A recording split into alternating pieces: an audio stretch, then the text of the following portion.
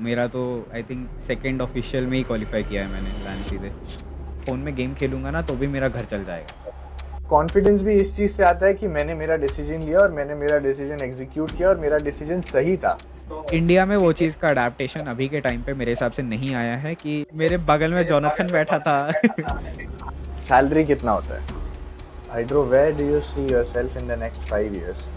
उस टाइम पे उनको एक टैग दे दिया गया था कि ये लोग हील बैटल करके क्वालिफाई करते हैं, हील बैटल करके ही जीतते हैं। हम लोग का जो मेन प्रॉब्लम था रणवीर के साथ वो था उस कैसे ट्रेन करना चाहिए to become the best version of yourself? तो I think so guys, I hope कि आप लोग बहुत बढ़िया हो and you are doing very amazing and killing it at gaming and esports. और मैं आपके लिए कुछ नए पॉडकास्ट ला रहा हूँ बहुत जल्द। और इस पॉडकास्ट का हमारा गेस्ट रहने वाला है हाइड्रो, जो कि एक अंडरडॉग से तो एक प्रोफेशनल तक का सफ़र तय कर चुका है। इन्होंने अपना BMPS 2024 में स्लॉट रिजर्व किया था लैन फाइनल्स के लिए। इनका ई स्पोर्ट्स में ना कोई बैकग्राउंड था ना इनको कोई गाइडेंस था, तो कैसे हाइड्रो ने अपनी टीम के साथ में BMPS जैसे एक स्टेज को कॉन्कर किया वो हम लोग जानेंगे इस पॉडकास्ट में। और तो और कई सारे इंसाइट्स हाइड्रो में देते हैं गेमिंग के बारे में, ई स्पोर्ट्स के बारे में और तो और उनकी लाइफ के बारे में। तो वो सब कुछ हम लोग जानेंगे इस पॉडकास्ट के अंदर। और तो और अगर आपको ये पॉडकास्ट अच्छा लगता है तो आप चैनल को सब्सक्राइब कर लेना, ताकि मैं अलग अलग गेस्ट ला पाऊँ ई स्पोर्ट्स से जुड़े हुए, गेमिंग से जुड़े हुए, जिससे हम गेमिंग के बारे में और इन्फॉर्मेशन कलेक्ट कर पाए और समझ पाए इस कम्युनिटी को, इस गेमिंग की इंडस्ट्री को। तो सब्सक्राइब कर लेना और वीडियो पसंद आए तो लाइक करके अपने दोस्तों में शेयर कर देना। ठीक है। अभी मेरे को बता कि तुमने गेमिंग में एंटर पबजी से ही किया, मतलब BGMI पबजी, या फिर इसके पहले और भी गेम्स खेलते थे? क्या गेम था स्टार्टिंग में, कौन से एज में खेला है? मोबाइल, PC, वॉट, स्टार्ट कैसे किया? मैंने स्टार्ट किया था I think most of the people ने उसी से स्टार्ट किया होगा। मैंने सबसे पहला गेम जो अपनी लाइफ में खेला था that was GTA vice city. हाँ यार। अपने पीसी पे गेमिंग पार्लर में जाके दोस्तों के साथ कहाँ कहाँ नहीं खेला मैंने वो। और इवन सैन एंड्रेस भी हाँ, GTA। और सैन एंड्रियास भी, but the first game was Vice City for मी।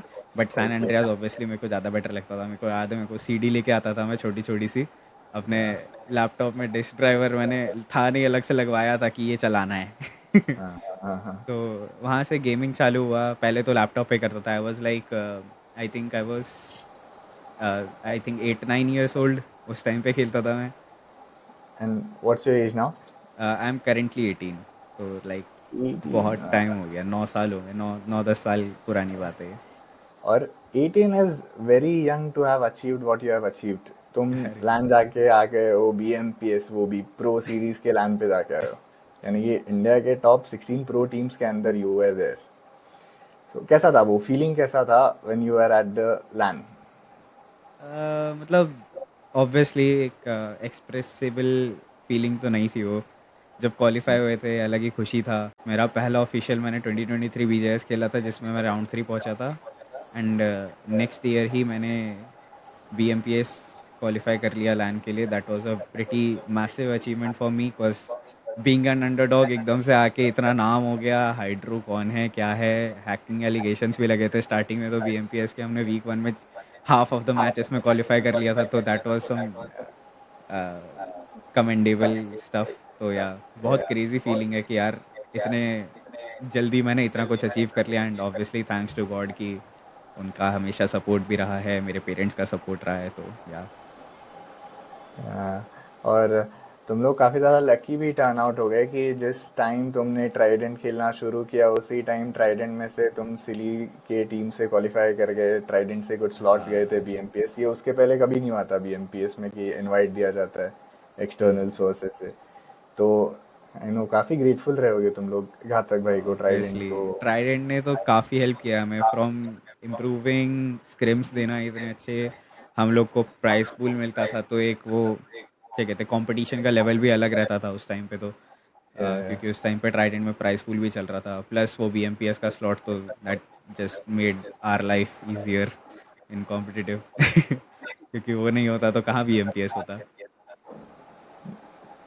लेकिन BMPS में जाने के बाद में कुछ चेंजेस नोटिस हुआ है तुमको अब तक कि गेम प्ले तुम्हारा एक टीयर 1 माइंडसेट हो गया है कि भाई कुछ भी आ जाए, तुमको अभी थॉट्स नहीं आते, कोई बड़े नाम आ गए ग्रुप में, लॉबी में, तो हाँ। एक लैन के लिए क्वालिफाई करना माइंडसेट के लिए कैसे हेल्प कर गया तुम्हारे?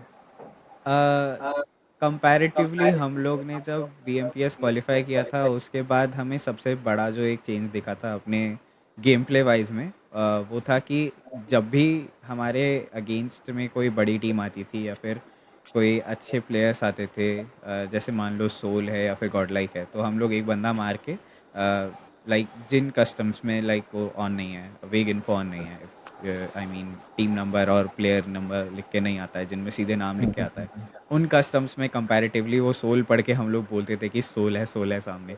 तो वो चीज़ चेंज हो गई है, अब सोल नहीं बोलते वो क्या, क्योंकि ऑब्वियसली हम लोग भी उसी स्टेज पे खेल रहे हैं जहाँ पर वो लोग compete कर रहे हैं, हम लोग भी उन्हीं के अगेंस्ट खेल रहे हैं, तो वो चीज़ एक रहता है कि इनके अगेंस्ट में अगर परफॉर्म कर लिया तो बहुत अच्छी चीज़ है, जो हमने बीएमपीएस में किया भी।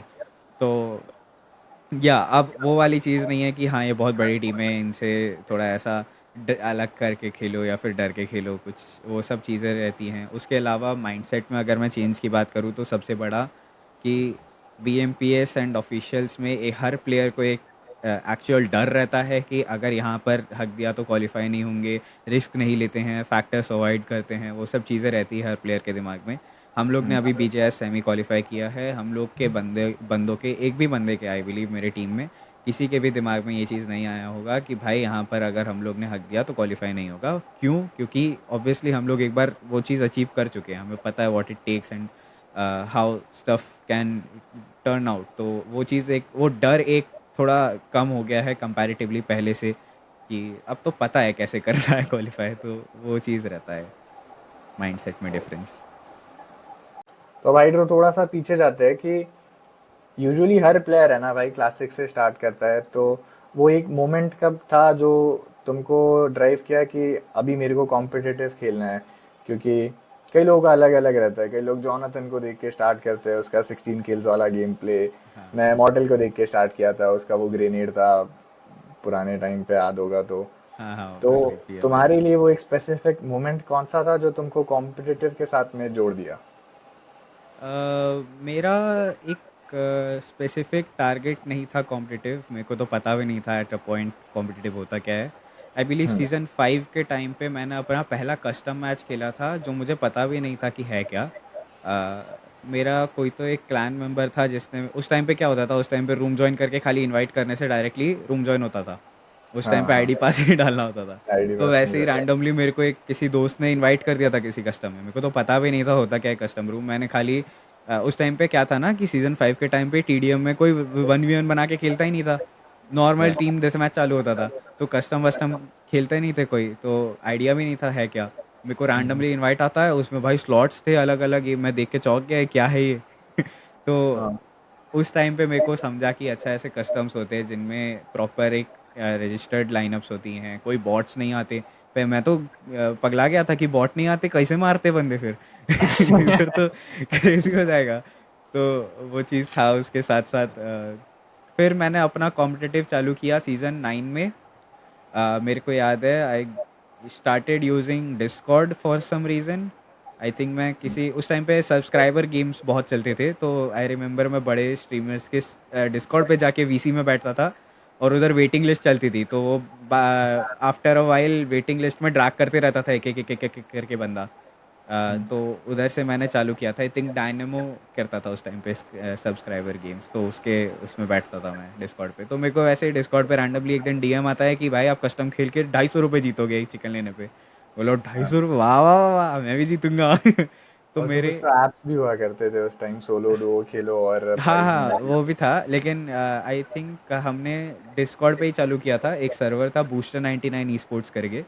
हाँ। तो उस पे मैंने खेलना चालू किया था, और मेरे पास कोई ऑब्वियसली टीम तो थी नहीं, तो ऐसे ही जो जनरल आस पड़ोस के दोस्त हैं सोसाइटी में, अपार्टमेंट में, उनको लेके कि चल भाई कस्टम खेलेंगे। वहाँ से खेलना चालू किया था, तो वो एक स्टार्टिंग था कॉम्पिटिटिव फेज़ का, जब मैंने कस्टम्स प्रॉपरली खेलना चालू किया था। फिर उधर से आइडिया पड़ा T3 क्या है, T2 क्या है, टूर्नामेंट्स बड़े भी होते हैं, बड़ा प्राइस पूल भी होता है, 250 रुपये से बहुत ज़्यादा चीज़ें मिलती हैं, तो या दैट वाज वन थिंग। और कितने टाइम पहले की बात है ये? ये सीज़न 9 कब था?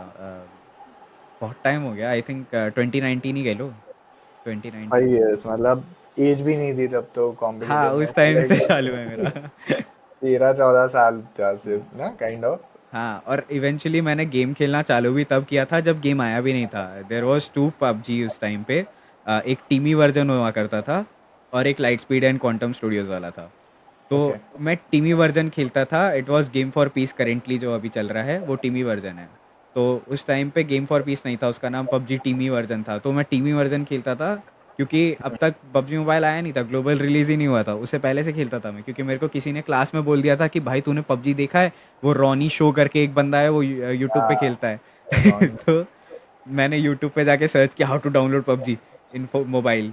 तो मैंने एंड्रॉयड पे 30 FPS का फ़ोन था मेरा, कैसे तो करके चल गया बस, लकीली तो मैं खेलता था उस पे।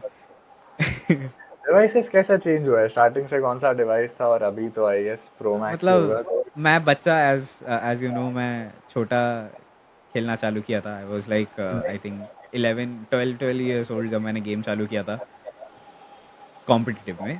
तो उस टाइम के हिसाब से तो ऑब्वियसली मेरे को अपना फ़ोन नहीं मिलेगा, 12 साल की उम्र में किसको अपना फ़ोन मिलता है। तो मैं घर अपने वालों को। मम्मी के फ़ोन पे खेलता था, क्योंकि मम्मी ऑब्वियसली दिन भर घर पे रहती थी, तो उनका मेरे पास था फ़ोन एक्सेसिबल हर टाइम। तो वो चीज़ थी कि मेरी मम्मी कभी मेरे को टोकती नहीं थी कि क्या कर रहा है, क्यों खेल रहा है। मतलब हाँ, स्टार्टिंग में था कि बहुत ज़्यादा खेल लिया तो डांट पड़ी, बट हाँ, इतना नहीं है कि फ़ोन उठाते ही मारने लगे। हाँ।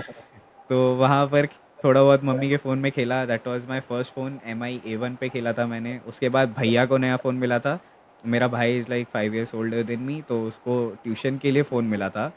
एंड मेरा भाई, उसको पता नहीं क्यों, लेकिन मेरे को खुद पे भरोसा नहीं है कि मैं कुछ करूँगा, लेकिन उसको पता था कि ये कुछ कर लेगा।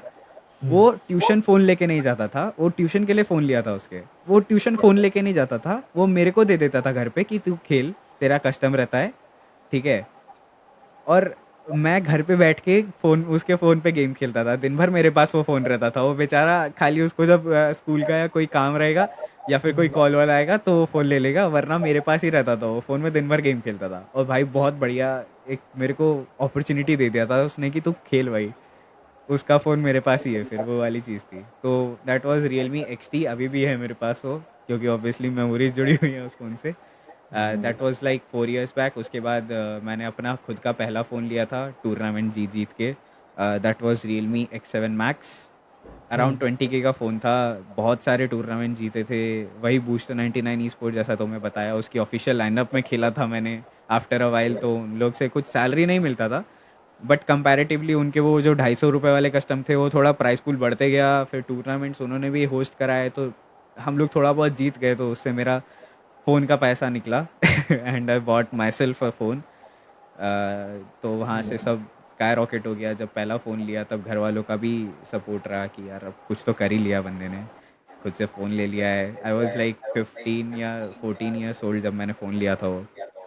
तो और घर पे प्रूफ करने के लिए बहुत अच्छी अचीवमेंट रहती है कि मैं गेम खेल के फ़ोन लिया हूँ। हाँ, एग्जैक्टली, तो उनको भी थोड़ा सा दिखा कि चलो कुछ तो कर रहा है दिन भर, पढ़ाई तो करता नहीं है। उनको पता था कि स्टार्टिंग से ही मेरे, एक्चुअली क्या है ना, मेरा ना पूरा फैमिली बैकग्राउंड ही ऐसा है कि सारे इंजीनियर ही भरे पड़े हैं। ठीक है? तो हाँ। उनके दिमाग में तो वो चीज़ है ही है कि ये पढ़ाई नहीं करेगा तो क्या करेगा। तो उसके बाद जब मैंने फ़ोन वोन लिया तो उनको दिखा कि चलो गेम खेल के भी पैसा कमाया जा सकता है। तो अब छोटा बच्चा है, गेम खेलेगा, होमवर्क करेगा, उससे ज़्यादा क्या काम है उसके पास, करने दो, क्या दिक्कत है। तो या। मैंने फिर क्या कहते हैं, मेरे को, मैंने एक नई टीम ज्वाइन करी थी, टार्किन स्पार्टन्स करके। That was my first team officially जिसके लिए मैंने खेला था, BGMI। आई थिंक उन्होंने मेरे को BGIS से पहले, BGIS 2023 was my first official. उसके एक महीने पहले मेरे को स्पॉन्सर्ड डिवाइस मिला था, iPhone 12 उन्होंने मेरे को दिलाया था, जिस पे मैंने पहली बार आईफोन पे गेम खेला था। एंड डैम भाई, वो बस वो मज़ा आ फीलिंग गया। ही अलग थी कि बस क्या हो गया ये। मेरे ये पूरे घर ऐसा वाले गेम भी खुश कि चलता है भाई। मेरे पूरे घर वाले खुश हो गए थे कि पहली बार बच्चा फ़ोन लेके आया, आईफोन आ गया घर में, बाप रे बाप इतना कमा लिया इसने। करके। तो वो चीज़ था, एक अलग ही अचीवमेंट था, सेंस ऑफ खुशी थी एक कि वाओ मेरे को भी फ़ोन मिला स्पॉन्सर से। तो हाँ, वहाँ नाइस से यार। चालू हुआ था। मेरे को एक बात बताओ, अभी अगर कोई 15-16 साल का एक बच्चा ये वीडियो देख रहा होगा, हम्म, उसको भी सेम तुम्हारे जैसा स्टोरी फॉलो करना होगा, गेम खेल के पैसा कमाना होगा, उसको क्या रिकमेंड करोगे कि कैसे उसकी जर्नी में वो पहले एक डिवाइस के ऊपर फोकस कर पाए, और डिवाइस का इंपॉर्टेंस भी थोड़ा बहुत बता देना, और कुछ नेसेसरी गैजेट्स डिवाइस के साथ में, कूलिंग फैन वगैरह होता है हम्म, या फिर कुछ, तो एक एज अ बिगिनर वो बंदा क्या करेगा डिवाइसेस के मामले में, गैजेट्स के मामले में। हम्म। तो आई बिलीव अगर कोई जैसे मैंने स्टार्ट किया था तो मेरा क्या था कि उस टाइम पे कोई एम नहीं था स्पेसिफिकली कि मेरे को ना पैसे जमा करके फ़ोन लेना है, क्योंकि हम्म ऑब्वियसली मेरे पास एंड्रॉयड था, मेरे को पता नहीं था उससे बेटर फ़ोन में क्या चलेगा कैसा चलेगा। 60 FPS चलता था तो it wasn't a big of a deal for me. Hmm hmm hmm तो वो चीज़ थी मेरे को स्टार्टिंग से कि मेरे को खुद का फ़ोन भी चाहिए, बट घर वाले दिलाएंगे नहीं ऑब्वियसली, इतना कौन करेगा कि छोटा सा बच्चा है इसको क्या फ़ोन दिलाना। या तो मेरे को अर्ज तब पड़ी थी जब पबजी बैन हो गया था। उस टाइम पे मैंने अपना नया फ़ोन लिया था क्योंकि मेरे को बहुत मन था कि मैं भी गेम खेलूँगा, और कोविड था। हाँ तो ऑब्वियसली सब लोग घर पे बैठे थे, भाई भी फ़ोन अपना चलाने लगा था, ऑब्वियसली उसको भी फिर बोर ही हो जाता है वो भी, तो मैं उसको हम्म ब्लेम नहीं कर सकता। तो या मेरे को उधर फ़ोन लेना ज़रूरी समझा और मैंने वही गेम खेल खेल के लिया था। तो एज़ कंपेयर टू अगर कोई मेरे जैसे खुद भी फ़ोन लेना चाहे, हम्म टारगेट रखना, एक set of goal achievement kind of कह लो कि ये चाहिए ही चाहिए, वो एक लगन चाहिए उसके लिए, ऑब्वियसली बात है। बिना उसके तो you can't achieve something without a goal, without a dedication. तो वो चीज़ या रहती ही है, क्योंकि मान लो तुमने एक 5,000 का टूर्नामेंट जीता, you get 2.5 K as in the price pool. तो हम्म उसमें फिर वो 500 रुपये जेब में रहते हैं ना, कभी बाहर निकले तो ऐसे ही मन कर जाता है कि यार ये ले लेते वो ले लेते करके। तो वो हम्म चीज़ एक सेंस ऑफ रिस्पॉन्सिबिलिटी भी होनी चाहिए कि नहीं यार मेरे को फ़ोन लेना है, इसके लिए सेव करना है। तो हम्म वहाँ से वो चीज़ आ जाती है अपने आप ही। तो अगर कंपैरेटिवली जैसे मैंने अपना फ़ोन लिया था, मैंने 20 के सेव किया था, 1 रुपया कहीं खर्च नहीं करता था। ऑब्वियसली कोविड था तो बाहर तो जाना ही नहीं रहता था, तो मैं उसके लिए कुछ कहूँगा नहीं, बट स्टिल मैं अपना एक एक दिन का, मैं आई थिंक कुछ मैं 500 रुपये जीतता था दिन का, जो हम लोग 4 लोगों में बढ़ जाता था, क्योंकि हम लोग 4 बंदे खेलते थे। तो वो 500 रुपये एक एक दिन का कमा कमा के फिर बड़े टूर्नामेंट्स खेले, कुछ में क्वालिफाई होता था कुछ में क्वालिफाई भी नहीं होता था, बट ऑब्वियसली 10 में से 1 तो जीतोगे, वो वाली चीज़ तो है। तो वहाँ से जोड़ पाड़ के हमने अपना फ़ोन लिया था, and you guys can do it too. बस एक अब वही चीज़ है, अभी आज की डेट पे अगर कोई जॉइन करता है एज इन कॉम्पिटिटिव में आना चाहता है और वो कहता है कि यार मेरे को अभी फ़ोन लेना है, तो सबसे पहली दिक्कत यार अभी के टाइम पे जो कॉम्पिटिटिव में चल रही है ना, वो तुम्हारे लिए टीम ढूंढना है। टीम नहीं मिलती हम्म। बंदों को बिल्कुल भी। और उसके बारे में भी बता कंपैरेटिवली दो कि टीम ढूंढना है या बनाना है, और उसका रोड मैप कैसा रहेगा, टीम में रोल कैसे समझना है अपना क्या है, कैसे समझना है कि जिस टीम में खेल रहे वो सूटेबल है या नहीं है, तो उसका रोड मैप कैसा रहेगा। मेरे हिसाब से तो टीम, मैंने आज तक जो भी करा है मैंने खुद से कभी टीम नहीं बनाई, ठीक है। मेरे को कोई आइडिया नहीं है टीम बनाते कैसे हैं, क्या करना होता है टीम बनाने के लिए, तो मैं तुम्हें उस चीज़ के लिए ज़्यादा ज्ञान नहीं दे सकता। बट इफ़ यू थिंक कि टीम बनाना अच्छा है या फिर ज्वाइन करना अच्छा है, क्योंकि मेरे को बहुत टाइम हो गया, ठीक है, वो टीम ज्वाइन करे हुए या फिर ये सब टीम ढूंढे हुए बहुत टाइम हो गया, बहुत पहले किया था ये सब, तो मेरे को हम्म इतना आइडिया नहीं है। बट मैं कहना चाहूँ तो तुम लोग को एक सजेशन दे सकता हूँ कि अगर तुम लोग कभी टीम ढूंढ रहे हो, तो first work on your self. क्या तुम्हें सेल्फ बिलीफ है, क्या तुम्हें सेल्फ कॉन्फिडेंस है? एक सेंस ऑफ ईगो होना चाहिए हर प्लेयर के अंदर, कि भाई सामने कोई भी आ जाए मार ही दूंगा, क्या फ़र्क पड़ता है, मरा तो मरा। वो चीज़ रहता है, और उसके अलावा तुम्हारा इनपुट सबसे इंपॉर्टेंट रहता है। तो कोई भी टीम में तुम अगर ट्राई आउट देते हो, ऑब्वियसली तुम्हारे पास डिवाइस की दिक्कत है, काफ़ी जगह डिवाइस नहीं होता है तो रिजेक्ट कर देते हैं, वो सब रहता है, but you have to start somewhere. कोई तो टीम होगी जो एंड्रॉयड पे भी उठा लेगी। ज़रूरी थोड़ी है T1 टीम ही जाना है या सेमी T1 टीम ही जाना है। तुम T3 टीम से स्टार्ट करो, तुम अगर अच्छा खेलोगे तो तुम्हें भी ऑब्वियसली ऊपर की लॉबीज़ मिलेंगी। यू ग्राइंड विद देम, उनके साथ सीखो, उनके साथ खेलो। ऑब्वियसली थोड़ा बहुत उनके दिमाग में भी रहता है कि जो नए स्टार्ट किए हुए लाइनअप्स होते हैं उनका माइंडसेट अलग होता है, उनको सीरियस नहीं खेलना होता है, कई बार ये भी होता है। तो वो चीज़ का थोड़ा बहुत दिक्कत रहता है, but if you try your self your best, तो आई बिलीव T3 लॉबीज़ में सोलो कैरी करके भी तुम लोग जीत सकते हो, अगर तुम्हारा स्किल सेट उस लेवल पे है तो। बाकी तो डिपेंड पर्सन टू पर्सन कि तुम लोग बेसिकली कैसे कर ऐसा है पाओगे। कि तुमको खेलना है, कहीं भी स्टार्ट हाँ, करने के लिए तो खेलना है, या बाकी जो यू भी हैव टू होगा। Start somewhere at least. ओके, तो गेम जब बैन हुआ था तब खेल रहे थे कॉम्पिटिटिव? हाँ, मेरा थोड़ी रुकेगा, मैं तो खेलते रहता तो उसके बाद में कई सारे लोगों ने ग्लोबल वर्जन जो है उसके अंदर खेलना स्टार्ट कर दिया था, उसमें खेला था? या फिर गेम का ग्राइंड रुक गया था कुछ और चीज़ों में? कई कई सारे प्लेयर्स एक अलग गेम की तरफ शिफ्ट कर गए थे, तो क्या था उस टाइम पे थॉट प्रोसेस, क्या था? क्या मोमेंटम बदलने वाला ऐसा लगा कि सारे लोग इधर शिफ्ट हो रहे तो मैं भी हो जाता हूँ और ई स्पोर्ट्स कंटिन्यू करता हूँ अलग जगह? मेरा मेरा तो ऑब्वियसली उस टाइम पे गेम ही लाइक कैरियर ही चालू नहीं हुआ था, मैं तो एलिजिबल ही नहीं था खेलने के लिए कॉम्पिटिटिव, तो वो चीज़ तो थी ही नहीं मेरे को कि ऑफिशियल खेलना या कुछ है। और बैंड टाइम में भी वही एंड थर्ड पार्टी टूर्नामेंट्स होते थे, या फिर छोटे मोटे 10K 15K 20K ये सब टूर्नामेंट्स होते ही थे, तो मैं वही खेलता था। मेरे को इतना कुछ फ़र्क पड़ा नहीं, क्योंकि मेरे साथ जो टीम खेलती थी, मेरे जो दोस्त लोग खेलते थे, वो लोग थे, वो लोग उधर ही थे, वो लोग भी खेलते थे, उनके पास भी टाइम था, कोविड में कौन कहीं जा रहा है। बट हाँ, वो चीज़ थी कि उधर हमने देखा कि वो न्यू स्टेट उस टाइम पे आया था, न्यू स्टेट लोग खेलते थे, उसका स्नैपड्रैगन का लैंड टूर्नामेंट भी हुआ था। वो सब देखने में मज़ा आता था, बट ऑब्वियसली मेरी एलिजिबिलिटी ही नहीं है, तो मैं तो कुछ कर ही नहीं सकता ना, वो गेम खेल ही नहीं सकता मैं, तो वो चीज़ था कि क्या करेंगे, कोई बात नहीं, जो आता है वही खेलते हैं। तो मैं वही लगा हुआ था अपना KR ही खेलते हुए, KR GP वर्जन था पबजी का, वही खेलता था मैं दिन रात, कुछ ज़्यादा खास चेंज नहीं था। तो दोनों ट्राई भी नहीं किया न्यू स्टेट? नहीं, मैंने न्यू स्टेट डाउनलोड किया था, बट मेरा फ़ोन ही उतना अच्छा ग्राफिक्स था उसका कि चला ही नहीं पाया, तो मैंने बोला छोड़ो, नहीं खेलना है। नाइस। तेरे को पता है फॉर अ फैक्ट कि न्यू स्टेट का जो पहला लैंड इवेंट बोल रहा हूँ, ऑफिशियल इवेंट हुआ था ना, जैसे अपना VJS होता है, वैसे न्यू स्टेट का सबसे पहला लैंड इवेंट जो हुआ वो हम लोग जीते थे। मैं, अच्छा। सेंसे, MJ, फियर्स और एलियन खेल रहे थे। ओह, तो डैम। हाँ, वो बहुत कम लोगों को पता है, मैं उसके बारे में उस टाइम पे फेमस भी नहीं था, मेरा 200-300 फॉलोअर्स था कुछ, अच्छा। तो कोई जानता भी नहीं था, बस न्यू स्टेट में तब नाम बन गया था फिर।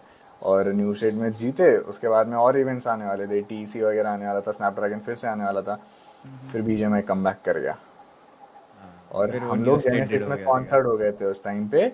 जेनेसिस में कॉन्ट्रैक्ट हो गया था 1 साल का था, फिर अच्छा। 1 महीना खेला, सैलरी आया 1 महीने का, और वो कॉन्ट्रैक्ट हमको टर्मिनेट करना पड़ गया एक ही महीने में। बोला कि नको, हम लोग जा रहे हैं BGMI, पूरा ऑडियंस जा रहे हैं, हम लोग भी जा रहे हैं। समझ रहे? For us to be champions, और उसके बाद में गेम फिर से आ गया पूरा, मतलब एक एक टाइम वो पे एक मोमेंटम। ऑल्टरनेटिव ढूंढ लिया था बस लोगों ने, थोड़ा temporary time pass type. Yes yes yes, पूरा ऑडियंस शिफ्ट हो गया ना, मतलब यहाँ पे अगर 10,000 का ऑडियंस हमको न्यू स्टेट में है, तो वहाँ पे 1 लाख का है। तो ऐसा हाँ। रेशियो चल रहा था वो 10:100 का, तो जिसकी वजह से फिर न्यू स्टेट की इवेंट्स में इन्वेस्ट ही नहीं किया लोगों ने। न्यू वो स्टेट तो की अगर था। बात कर रहे हैं तो मेरे को तू बता कि और कौन से कॉम्पिटिटिव गेम्स है अपार्ट फ्रॉम BGMI जो तू ट्राई करना चाहेगा, अगर कल को BGMI नहीं रहता है, वो ऐसा ना हो, बट अगर नहीं रहता है तो तू ट्राई करना चाहेगा कौन से अलग अलग गेम? मैं वैलोरेंट खेलता हूँ बहुत रेगुलरिटी पे, तो आई बिलीव मैं वैलोरेंट ही जाऊँगा as a second okay. Option. और आई होप अभी रिसेंटली जितनी लीक्स चल रही है, जितना हमें पता चल रहा है, वैलोरेंट मोबाइल भी आने वाला है, तो मोबाइल भी एक आने उस वाला चीज़ बेटा का भी वर्जन आ बहुत अवेट है हमें कि फटाफट वैलोरेंट मोबाइल आए। एंड कंपैरेटिवली जैसा अभी BGMI का हाल चल भी रहा है, मेरे को तो इवेंचुअली ज़्यादा मन यही है कि मैं वैलोरेंट शिफ्ट ही कर जाऊँ without even getting BGMI band, क्योंकि मेरे को थोड़ा स्कोप कम लग रहा है इधर फॉर फ्यूचर प्रोहिबिटीज़ की। या। यार जितने शफल्स हो रहे हैं, जितना क्या कहते हैं, फ्यूचर सिक्योर ही नहीं है ना वो गेम में। ऑफिशियल्स को फ़र्क नहीं पड़ता, तुम हैकर से मर जाओगे, तुम कितना रो लोगे, कोई कुछ करने वाला तो है नहीं उस चीज़ के लिए, वो चीज़ है, बहुत एग्जैक्टली। अनश्योरिटी है उस चीज़ के लिए। तो मेरे को वैलोरेंट ज़्यादा बेनिफिशियल लग रहा है और ज़्यादा सिक्योर लग रहा है in the long run. Safe तो साइड में वैलोरेंट। मेक हाँ। श्योर करना है जिसके लिए। और वैलोरेंट बहुत स्ट्रिक्ट भी है, राइट गेम्स बहुत स्ट्रिक्ट है या अपने प्लेयर्स के साथ में, तो भाई ऐसा कोई भी एक्शन वो देखता ही नहीं है, सीधा I guess IP address ban हो जाता है अगर कोई हैक अरे वगैरह करता है बहुत है क्रेजी उनका भाई। तुम लोग अगर जैसे हम लोग का क्या है, अभी कोई भी ऑफलाइन चला जाता है मैच के बीच में, तो कुछ नहीं होता। लाइक जैसे मान लो तुम्हारा एक मैच है जिसमें क्लासिक तुमने रैंडमली 4x4 चालू कर दिया रैंडम्स के साथ, हम्म। तो उसमें जो रैंडम्स पाएंगे वो लोग, अगर मान लो उनका मन नहीं किया मैं तो गेम छोड़ के जा रहा हूँ, ठीक है, उन्होंने गेम बंद कर दिया बस स्लाइड करके साइड से, तो तो उसके ऊपर कोई कुछ एक्शन नहीं होता है। एक्शन नहीं होता है। और वैलोरेंट में वही चीज़ है कि अगर तुमने गेम बीच मैच ऑफ करा, you will get a termination. तुम्हें वार्निंग पड़ती है स्टार्टिंग में। तुम अगर 2 बार ऑफलाइन जाते हो तो तुम्हें 2 मिनट का वार्निंग पड़ेगा। दैट कीप्स ऑन बढ़ते जाएगा वो, कि 5 मिनट, 1 घंटा, 3 घंटा, फिर महीनों महीनों के भी बैन लगते हैं, साल साल के बैन लगते हैं सिर्फ गेम छोड़ने पे, कि तुमने गेम बीच में बंद कर दिया। तो उसकी वजह से वैलोरेंट का क्रेडिबिलिटी भी बहुत बढ़ता है, अच्छा हो जाता है, जिसकी वजह वही से प्लेयर मतलब को पता है कि जितना प्लेटफॉर्म एक्टिव जेन्युइन है वैलोरेंट अपने कम्युनिटी में उनके गेम के लिए, उतना क्राफ्टन हो जाए तो हम लोग भी बहुत खुश हो जाएंगे, बट नहीं है तो है। क्या कर सकते हैं। क्राफ्टन से उम्मीदें बहुत है। हाँ, लेकिन वैलोरेंट के अलावा भी एक दो और गेम्स है, जैसे फ्री फायर हो गया। तो यंग जनरेशन जो भी है, उनके डिवाइसेस में कई बार पबजी सपोर्ट नहीं करता है, उनके पास पीसी वगैरह भी नहीं है वैलोरेंट हाँ, खेलने के लिए। तो कई लोग मैं देखा हूँ कि फ्री फायर को प्रेफरेंस देते हैं। तो फ्री फायर के जैसा और कोई गेम होगा तो I don't no, call of duty वगैरह भी है, इन गेम्स हाँ। में भी कॉम्पिटिटिव है। तो तुम्हारे रिकग्निशन में से कौन से गेम्स है जो ई स्पोर्ट्स के लिए रेडी है? ई स्पोर्ट्स रेडी मेरे हिसाब से कॉड ऑफ मोबाइल, मतलब सीओडी ऑब्वियसली। हाँ। कॉड मोबाइल तो बहुत अच्छा चल रहा है अभी के टाइम पे, उनका तो इंटरनेशनल स्लॉट्स भी जाता है, तो that is on peak. COD में बहुत स्कोप लग रहा है मेरे को तो, ये इंडिया सब अच्छा देख भी के। है अभी इंटरनेशनल में एग्जैक्टली अभी। अभी गॉड लाइक गई थी चाइना खेलने, तो that was a crazy peak achievement तो टू था। सी कि हाँ यार इंडिया भी अचीव कर रही है उस लेवल पे। तो ऑफ कोर्स ही चीज़ है कि यार उधर तो ज़्यादा अच्छा चल रहा है, तो obviously COD is much better part for e sports. उसके हम्म। अलावा देखा जाए तो फ्री फायर का मैं कुछ कह नहीं सकता। फ्री फायर अभी जितना मेरे को पता है इंडिया में बैंड भी है। हम्म। तो बट उन्होंने भी आई थिंक इंडिया का एक वर्जन बनाया है उनका, फ्री फायर मैक्स करके, तो ये गरीना से रिलेटेड नहीं, ऐसा नहीं कुछ तो नहीं, थी। वो अभी प्ले स्टोर पे कोई भी फ्री फायर नहीं है मेरे को जितना पता है। नहीं है क्या? नहीं, मैंने चेक तो किया फ्री था, फायर। मैंने देखा भी है, लेकिन मेरे को नहीं मिल ओके। दिखा। हो सकता है हो, मेरे को ज़्यादा आइडिया ना हो, मे बी कहीं से डाउनलोड करना होता होगा या प्ले स्टोर पे नहीं ओके, होगा। बट इतना तो तू भी एग्री करेगा कि फ्री फायर का ऑडियंस बीजीएमआई से बहुत ज़्यादा है।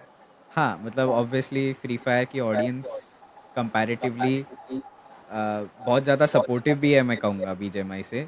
जितना हेट स्प्रेड एंड ये सब कंपटीशन राइवलरीज जितना बीजीएमआई में है, उतना फ्री फायर में नहीं है।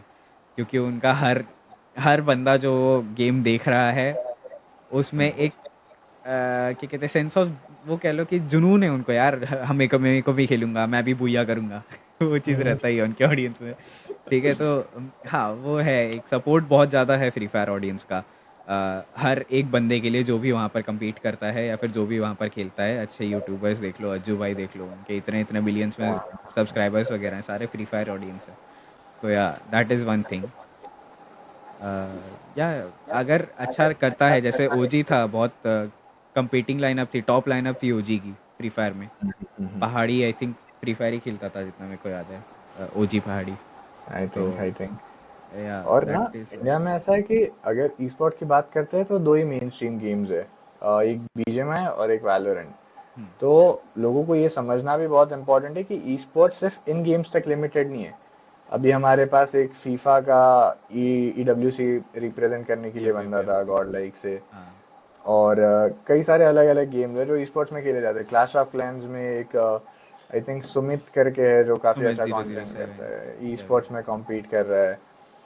अलग अलग गेम्स है जो ई स्पोर्ट्स को बढ़ावा दे रहे हैं, बट इंडिया में उतना इन्फॉर्मेशन ही नहीं है, लोग सिर्फ मेन स्ट्रीम की तरफ बढ़ जाते हैं। जैसे जोनाथन अभी बीजीएमआई से बढ़ा हुआ तो लोग अट्रैक्ट हो रहे हैं इसकी तरफ, बट हाँ, वो आई डोंट थिंक कि वो रास्ते पे चलना एग्जैक्ट ई स्पोर्ट के रास्ते पे चलना हो जाएगा। वो सिर्फ ऐसा हो जाएगा कि हम लोग कॉपी करने का ट्राई कर रहे हैं। बल्कि मैं चाहता हूँ कि लोग समझे एग्जैक्टली स्पोर्ट्स होता क्या है, इलेक्ट्रॉनिक स्पोर्ट्स होता क्या है, compete करना अलग अलग गेम्स के अंदर। या हाइड्रो एक गेमिंग एंटिटी है, वो अपने ओरिजिनल वर्जन से बहुत अलग है। हाइड्रो के अलावा आरुष को जानना चाहता हूँ कि आरुष एज अ पर्सन कैसा है, उसका पास्ट कैसा रहा है, उसका फ्यूचर प्लान क्या है, और अगर बीजेएमआई नहीं होता था सिनेरियो में लाइफ में तो आरुष क्या करता था अभी। आरुष करेंटली एक स्टूडेंट है। अभी आई जस्ट टर्न्ड 18, तो मैंने 12th पास करी अभी जस्ट। साथ नाइस। साथ ही चल रहा था अपना गेमिंग भी और 12th भी, सारे बोर्ड्स दिए मैंने गेम खेलते हुए। तो वो चीज़ है, एक पार्ट ऑफ लाइफ था। उसके अलावा आरुष अगर करंट सिचुएशन पे रहे तो उसने ड्रॉप कर रखा है गेम। गेम कह रहा हूँ, studies and game too actually. अभी बीजेएस सेमीफाइनल के बाहर हुए तो मैं अभी गेम नहीं खेल रहा हूँ, because I wanted some time off. थोड़ा खुद पे फोकस करेंगे, थोड़ा रियल लाइफ में घर वालों से सबसे इंटरेक्ट करना है। बहुत टाइम हो गया था, अपने कमरे से कैचअप करना निकलते है नहीं लाइफ थे। को। या तो अभी जस्ट 18 का हुआ हूँ, तो थोड़ा वो सब भी रहता है कि यार रिस्पॉन्सिबिलिटीज़ है, काफ़ी चीज़ें डॉक्यूमेंटेशन बनवाने एंड फलाना ढिमकाना काम भी है। तो yeah I had to give it some time. उसके अलावा करेंटली मैंने साइंस स्ट्रीम का सोचा था when I give my 10th boards. तो रिज़ल्ट आने के बाद, लाइक रिज़ल्ट से पहले ही एक्चुअली, स्ट्रीम तो पहले से ही चूज़ करके रखना होता है। तो जब 10th दिया था मैंने, उस टाइम पे मुझे क्लियरली एक चीज़ दिखी थी कि मेरे से मैथ नहीं हो रहा है। ये चीज़ का रियलाइजेशन मेरे को कोविड के बाद हुआ था, क्योंकि 8वीं में जो मैथ पढ़ाई जाती है वो बहुत मेजरली तुम्हारा बेस खड़ा करती है। एंड हमारा मेरा जो 8th और 9th क्लास था वो पूरा कोविड में निकला। तो मेरे पास मैथ का बेस ही नहीं है, काइंड ऑफ ऐसा समझ लो। मेरे को मल्टीप्लिकेशन डिवीजन तक ही आता है, उसके बाद जो फ्रैक्शन और वो सब आ जाता है ना, वहाँ पर मेरी मैथ खत्म है, ठीक है, मेरे से नहीं होती है। तो वो चीज़ है, तो मेरे को रियलाइजेशन था कि मेरे से मैथ नहीं हो गया, ठीक है। मैंने 10th में जैसे तैसे घिस घुस के मैंने 34 नंबर लाए थे मैथ के एग्जाम में 100 में से, and 33 was the passing marks. तो ऐसा हाल था मेरा बोर्ड्स में। तो ऑब्वियसली पता था कि नहीं हो रहा है यार, छोड़ो, नहीं होगा मेरे से। मेरे 10th बोर्ड्स में 76% आई थी। एंड आफ्टर गिविंग बोर्ड्स मेरे को पता था कि मेरे को गेमिंग ही करनी है। मैंने जस्ट बीजेएस खेला था और मेरे को एक बहुत अच्छा, कह लो कि वो कॉन्फिडेंस था खुद पे कि मैं कर ही लूँगा, कुछ ना कुछ करके कर ही लूँगा, इतने साल से खेल रहा हूँ, आता है मेरे को। तो मैंने आर्ट्स ली। In the end of the day मैंने ह्यूमैनिटीज़ सोचा करूँगा, क्योंकि पूरा गेम पे फोकस रहेगा, आसान सब्जेक्ट लेंगे और जो हमें फ्यूचर में सपोर्ट भी कर पाए। तो मैंने जो सब्जेक्ट्स लिए थे, ह्यूमैनिटीज़ में मोस्टली बच्चे क्या लेते हैं, वही एसएसटी वाले सब्जेक्ट्स होते हैं, ठीक है, ज्योग्राफी सिविक्स हिस्ट्री वो सब लेते हैं। मैं बहुत क्रेजी बच्चा हूँ, ठीक है, मेरे को है चुल। तो मैंने क्या लिया है, मैंने 3 फ़ील्ड्स साथ में एक्सेस करी हैं। मेरे पास ज्योग्राफ़ी है, ठीक है, सो that I can go into that field जहाँ पर मैं हवा का रुख बता दूँ, वेदर ऐप में काम करूँ, वेदर बहुत प्लान है फॉरकास्ट। मेरे पास, ठीक है। मैं बहुत ओके। फ्यूचर सिक्योर्ड हूँ। ठीक प्रिडिक्शन है। करना पसंद है। तो वहाँ वो चीज़ है, ठीक है, मैंने ज्योग्राफी ले रखा है, तो आई हाँ। Have a lot of fields to go in from geography. उसके साथ मैंने कंप्यूटर साइंस भी ले रखा है। तो कंप्यूटर साइंस के साथ, एज यू नो, मैंने अभी बताया कि मेरा पूरा फैमिली बैकग्राउंड ही इंजीनियर का है। तो that was kind of a force subject, but या मेरे को एक सब्जेक्ट तो होना चाहिए ना हार्डशिप करने के लिए थोड़ी सी। या सारे से ऐसे ही फलाना ढिमकाना सब्जेक्ट ले लिए, फिर फ़ायदा क्या। तो एक सब्जेक्ट है मेरे पास जिसमें पढ़ाई करने की ज़रूरत थी, कंप्यूटर साइंस है मेरे पास, सो दैट आई कैन हाँ। Do coding if I wanted to. क्योंकि वो बहुत वो चीज़ है कि एक सस्टेनेबिलिटी रहती है लाइफ में उसके साथ मेरे पास पेंटिंग है। So that's my second option, plan B, कि गेमिंग नहीं हुआ तो ग्राफिक डिज़ाइनिंग करूँगा। ओके। उसके लिए मैंने पेंटिंग लिया था वो सोच के। So coding and painting is like my plan B for graphic designing, जिसके हाँ। लिए मैंने कॉलेज वाले सब सोच के रखा है। I will join next year, ये साल ड्रॉप किया है मैंने, एंड नेक्स्ट ईयर से मैं कॉलेज भी जाना चालू करूँगा। नाइस। तो कॉलेज वहीं पे जहाँ पे हो या फिर कहीं और। मोस्टली यहीं पर लूँगा, बट देखते हैं, डिपेंड्स, क्या पता गवर्नमेंट कॉलेज मिल जाए तो that is also nice for me. मतलब बट नॉन अटेंडिंग लूँगा मोस्टली, तो या that is one thing. Okay, और अगर सजेस्ट करना रहा किसी को, हम्म। तो एजुकेशन को ड्रॉप करके गेम खेलना चाहिए कि एजुकेशन के साथ साथ गेम खेलना चाहिए? वर्थ इट रहता है ऑब्वियसली ड्रॉप करना? नहीं, कोई वर्थ इट नहीं रहता है कभी भी। एजुकेशन को मजाक में नहीं लेना चाहिए। In my opinion education is your first priority in life. बिना एजुकेशन कुछ नहीं होने वाला है, तो एजुकेशन तो सबसे इम्पोर्टेंट चीज़ है। ठीक है, तुम गेमिंग ड्रॉप करो, उसके साथ पढ़ाई कर लो, तुम्हारे एग्जाम सारे तुम गेमिंग रख के पढ़ाई करो, दैट इज़ बेटर कि तुम गेम के लिए पढ़ाई छोड़ दो। क्योंकि ऑब्वियसली तुम देखो ना कि अगर तुम्हारे पास गेम ना हो, जैसे अभी के टाइम पे जैसा बीजीएमआई चल रहा है, तो मैं एक ऑफिशियल में हैकर मार गया तो तुम्हारा वहीं बेड़ा ठप है, तुम्हारा पूरा साल बर्बाद हो जाएगा, तुम्हारे पास बीएमपीएस का स्लॉट आएगा नहीं आएगा, यू नेवर नो। अगर तुमने बीजीएस में अच्छा परफॉर्म नहीं किया तो ऑब्वियसली बहुत हार्डशिप्स आती हैं, तो वहाँ पर वो चीज़ रहता है ऑब्वियसली कि और तुम्हारे पास एक प्लान भी रहना चाहिए। तो एजुकेशन इज़ अ मस्ट, आई से। एंड उसको साथ साथ लेके चलना चाहिए, उसको बैलेंस करना चाहिए। तुम कभी भी गेम को ज़्यादा प्रायोरिटी पे मत रखना। अपनी एजुकेशन सबसे इम्पोर्टेंट पार्ट है लाइफ में तुम्हारे लिए। Very nice advice. कई लोगों को देखा है, वो एक साल गेम खेलता हो अच्छे से, जिसके चक्कर में फिर एजुकेशन ड्रॉप हो जाता है, ना गेम ठीक से होता है ना एजुकेशन होता है। या मोस्ट ऑफ द पीपल जो गेम में सक्सीड करते हैं उनको देखा हो कि वो एजुकेशन के साथ साथ गेम को परस्यू कर रहे हैं, कि एग्जैक्टली। जो चीज़ नेसेसरी है उसके साथ में वो कर रहे हैं कि जो उनको चाहिए है। हम्म। तो वो एक काफ़ी ज़्यादा इम्पोर्टेंट बात आपने बताई है कि साथ में कंटिन्यू करना चाहिए एजुकेशन या और मतलब हमारे गेमिंग। सब अभी कंपैरेटिवली आज की डेट पे भी जो हमारे आइडल्स है, देख लो आप जोनाथन को देख लो, स्काउट को देख लो, सब लोग ने एजुकेशन साथ में किया है। जोनाथन भी कॉलेज गया है, वो भी उधर एनटीटी गेमिंग 2018 2019 में 2020 में ट्रॉफीज उठा रही थी। इंडिया की बेस्ट लाइनअप बन गई थी, मोस्ट एग्रेसिव लाइनअप बन गई थी, और वो बंदा कॉलेज जाता था भाई एवरीडे। तो हम्म। वो चीज़ है कि ऑब्वियसली उन्होंने भी किया है, कुछ सोच के ही किया होगा। अभी के टाइम पे वो इतना बड़ा है, जोनाथन नाम उसका एक अलग ही लेवल है बंदे का, और उसने भी अपना ऑब्वियसली एजुकेशन ड्रॉप नहीं किया, तो he must have thought something. तो you should never even give it a thought कि मैं सिर्फ गेम खेलूंगा और मैं पढ़ाई छोड़ दूंगा। If you have a backup, कि जैसे मान लो तुम्हारे यूट्यूब पे 1 मिलियन सब्सक्राइबर है मान लो, और तुम्हारे रेगुलरली बहुत अच्छे व्यूज़ आ रहे हैं, यू थिंक कि हाँ चलो मेरा बेस बन गया है, आई कैन परस्यू दिस, मेरा कॉलेज या फिर एजुकेशन जाके टाइम वेस्ट होने वाला है, मैं ये कर सकता हूँ। तो वो चीज़ है, यू कैन डू इट। तुम्हारे पास एक बेस है, तुम्हारे पास एक स्टार्टिंग है, फाउंडेशन है कि हाँ एक हमने स्टार्टिंग कर रखी है, हमारे पास ये नहीं है तो हमारे पास एटलीस्ट ये चीज़ है कि मेरा फ्यूचर सिक्योर हो जाएगा इस चीज़ से।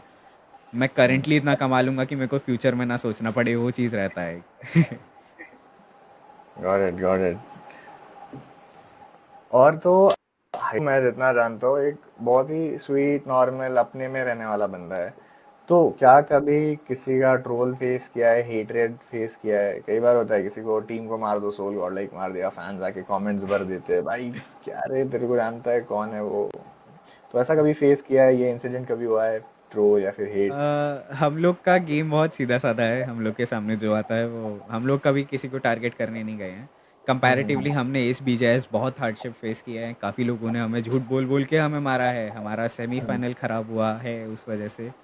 बट खैर पार्ट ऑफ अ गेम, मैं कुछ नहीं कह सकता उस चीज़ के लिए। उनके दिमाग में उनके लिए जो बेनिफिशियल था उन्होंने किया, और वो लोग क्वालिफाई भी कर गए हैं लैन के लिए, तो I am very happy for them. मैं कभी भी किसी टीम का बुरा नहीं चाहता हूँ, और ना मैं कभी किसी का बुरा चाहूँगा। मैं किसी को हेट नहीं करता, मेरे सब भाई लोग हैं बीजेआई में, जितने भी कम्युनिटी में दोस्त हैं मेरे, और जो नहीं भी हैं, मेरे को किसी से हेट नहीं है, पर्सनल दुश्मनी मैं किसी से नहीं रखता इन द गेम। ठीक है, राइवलरीज हैं हमारी भी। हमें एली के सपोर्टर्स बहुत गाली देते हैं because we have the same drop. हाँ, कई जगहों पे पिकाडो हो गया, रूइंस हो गया, ये सारे रूइन। ड्रॉप सेम थे हमारे, तो हमें एली वाले बहुत, या सीजी के टाइम पे हेक्टर की ऑडियंस हो गई, वॉबलिन की ऑडियंस हो गई, हमारे डीएम स्पैम होते थे, काफ़ी चीज़ें थी। बट हमें उतना फ़र्क नहीं पड़ता, बिकॉज कंपैरेटिवली हम लोग आज के डेट पे देखें, हेक्टर हमारा बहुत अच्छा दोस्त है, हमारी बात होती है, नियो हमारे साथ कस्टम्स खेलता है, डुगोस खेलता है, तो वो चीज़ है कि ऐसा कोई दिक्कत नहीं है कि हम लोग को हेक्टर या फिर उनकी टीम से कोई दिक्कत है। वो गेम का पार्ट है, ड्रॉप सेम है, तो ऑब्वियसली लड़ाई होगी, कैंप या फिर मार के खेला या जैसे भी खेला, वो सब एक स्ट्रैटेजी वाइज सोच है। तो ऑब्वियसली ऑडियंस को इतना नहीं समझ आता है क्योंकि उनको तो अपना एंटरटेनमेंट देखना है, उनको एंटरटेनमेंट लड़ाई में ज़्यादा दिखता है वैसे भी। इंडिया की ऑडियंस है, उनको तो वही कंट्रोवर्सी चाहिए। कंट्रोवर्सी चाहिए, हाँ। तो वो चीज़ है, बाकी हम लोग नहीं करते, हम लोग तो बहुत सुधरे सादे सीधे बच्चे हैं। तो बिल्कुल। मेरे टीममेट वाले कर भी दे, मेरे को भरोसा नहीं है उन पे, लेकिन मैं नहीं करूँगा कभी भी। सबसे डेंजरस टीममेट कौन है? रणवीर। हाँ, रणवीर। रणवीर के उसको अलावा फर्क फिर? नहीं पड़ता कौन है सामने। वो हाँ। कुछ भी बोलता है। Okay, nice. और मेरे को शॉर्ट में एक एक तुम्हारे प्लेयर का इंट्रो दे दो। प्लेयर कौन कौन है और उनका बिहेवियर कैसा है और इन जनरल वो पर्सन कैसा है, सब कुछ। करंट मेरे टीममेट्स जो हैं वो है PEKKA, inferno and Ranveer. Okay. Inferno हमारा हंसमुख बच्चा है जिसने बहुत ही अपने में रहने वाला, कम बोलने वाला बंदा है वो, ठीक है। हम लोग लैन पे भी मिले थे तो ही वॉज वेरी स्टार्टिंग में शाय, बहुत गोलू मोलू सा है वो, तो क्यूट भी दिखता है बड़ा। तो हम लोग ने तो एक्चुअली मिले हैं तो इन्फर्नो के साथ मेरा बहुत अच्छा बॉन्डिंग है। तो हम लोग बहुत हंसते खेलते वगैरह हैं, तो ऐसा कुछ मैं कह नहीं सकता कि वो गुस्सा वुस्सा होता है या कुछ। तो हम लोग सारे ऑब्वियसली बहुत अंडरस्टैंडिंग है। बट या इन्फर्नो के साथ मेरा वैसा वाला रिलेशन है कि हम लोग गेम में बहुत अच्छे दोस्त हैं एंड हम लोग बहुत सारी मस्तियाँ करते हैं। उसके बाद आता है Pekka, he is my crime बडी।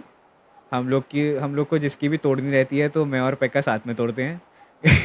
ठीक है, वी रोस्ट पीपल। तो हम लोग को एक वो सेंस ऑफ बैकअप है कि मैं बोलूँगा, अभी मैंने हक दिया तो पेक्का बोलेगा। तो रणवीर और इन्फर्नो बहुत चिढ़ते हैं उस चीज़ पे कि ये लोग बजते ही रहते हैं हमेशा। तो हाँ, नाइस। पेक्का मेरा क्राइम बडी हो गया। उसके बाद रणवीर रणवीर के साथ तो मेरा ओरिजिनल दोस्ती हो गया है अब, कि भाई उसकी वजह से मेरा कॉम्पिटिटिव में इतना नाम हुआ है, मेरा करियर स्टार्ट हुआ, काइंड ऑफ रॉकेट हुआ, स्काई रॉकेट हुआ। तो yeah I am always grateful to that person कि भाई उसने मेरे साथ इतना अचीव किया है एंड मेरे को एज एन अंडरडॉग उठाया और लैन पे पहुंचाया, एमवीपी बनाया। तो यार वो तो एक बहुत अच्छा दोस्ती है करेंटली। ओके, चलो रणवीर एज एन आईजीएल, मेरे को रणवीर के बारे में बताना कि तीन उसके सबसे मेन पॉइंट्स कौन से हैं जो अच्छे, जो तुम्हारे लिए हर बार फेवर में टर्न आउट करते हैं, और तीन ऐसे पॉइंट्स कौन से हैं जिसके ऊपर शायद काम किया जा सकता है और जो गलतियां वो करता है वो और किसी ने नहीं करनी चाहिए, अगर जो वीडियो देख रहे लोग। करेंटली जो उसके प्लस पॉइंट्स हैं जो हमने बीजेएस में, क्योंकि अभी नया जोन आ गया है, जोन मेटा चेंज हो गया है थोड़ा बहुत, तो अडाप्ट करने में अभी भी टाइम लग गया बहुत। हमने तो इवेंचुअली सारे मैचेस खेले हैं जितने बीजेएस में पॉसिबल थे, हमने हर राउंड खेल लिया है। ठीक है, बस राउंड 1-2 नहीं खेल सकते क्योंकि सीडिंग मिली थी। बट या हमने हर एक राउंड खेला है बीजेएस में, तो we know a lot of things जो हमारे साथ हुई, जो हमने हमने गलती करी, जो हमने चोक किया।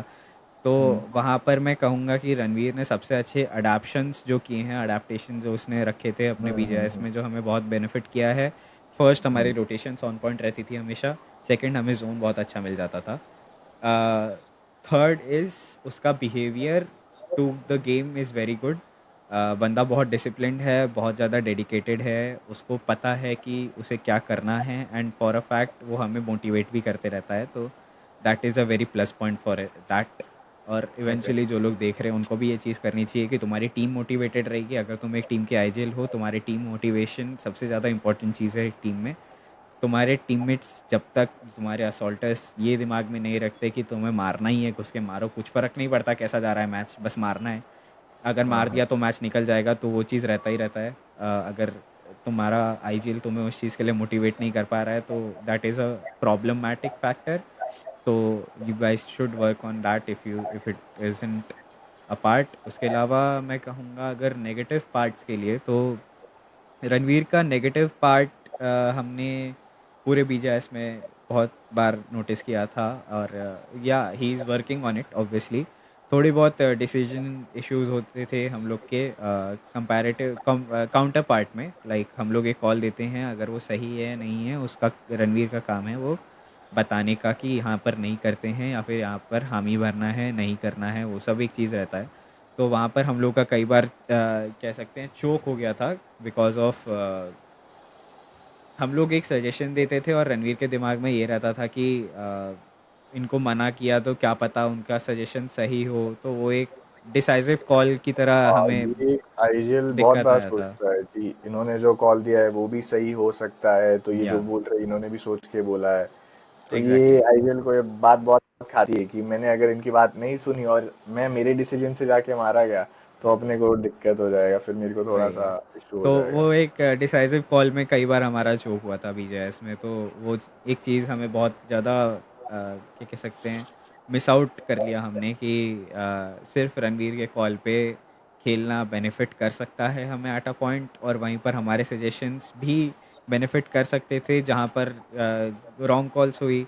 कई बार रणवीर का, हम लोग का जो मेन प्रॉब्लम था रणवीर के साथ वो था उसके कॉल आउट्स। वो बहुत कम कॉल आउट्स देता था, बिटवीन फाइट्स उसका बिल्कुल मुंह बंद हो जाता था। तो हम्म। वो एक हमें प्रॉब्लम लगता था, जो ऑब्वियसली उसने वर्क किया है, सारी चीज़ों पे वर्क किया। डिसाइसिव कॉल्स हो गई, उसका कॉल आउट्स हो गया, और वो सब बहुत वर्क किया है उसने भी। But yeah it there always room for improvement, जो हम लोग भी कर सकते हैं और वो भी कर रहा है।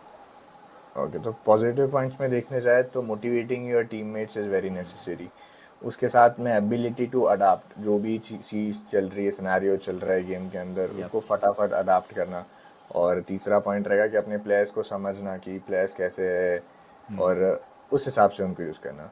On yup. The other hand जिन चीज़ों को ज़्यादा इंपॉर्टेंस की ज़रूरत है वो ये कि डिपेंड ऑन योर डिसीजन, जो भी डिसीजन लिया है उसको एग्जीक्यूट करने के पीछे रहो। हाँ। कौन क्या सोचेगा, टीममेट क्या सोचेगा, भले ही वो कॉल सुन के मर जाए कोई दिक्कत नहीं पड़ता है, वो कॉल सुनना ही है आईजीएल का जो आ रहा है। सेकंड पॉइंट रहेगा कि तुमने जो बताया कि फाइट्स के बीच में मुंह बंद नहीं होना चाहिए, फाइट्स के हाँ, बीच में भी कम्युनिकेट एक्टिव करना रहना है। चाहिए प्लेयर बहुत। या तो ये आई थिंक ये बहुत ज़्यादा मेन स्ट्रीम इशू देखा जाता है अभी के टाइम पे कि प्लेयर्स, ये सारी चीज़ें सबके साथ होती है, it's not limited to you guys. बहुत सारे टीम्स है जो आपस में खेलते हैं तो भी अपनी गेम को एग्जीक्यूट करने जाते हैं, एज एन इंडिविजुअल अपनी गेम को एग्जीक्यूट करने जाते हैं। हाँ। तो उनको बेसिकली फोकस करना है एज अ टीम किसी टास्क को एग्जीक्यूट करने पे। यप।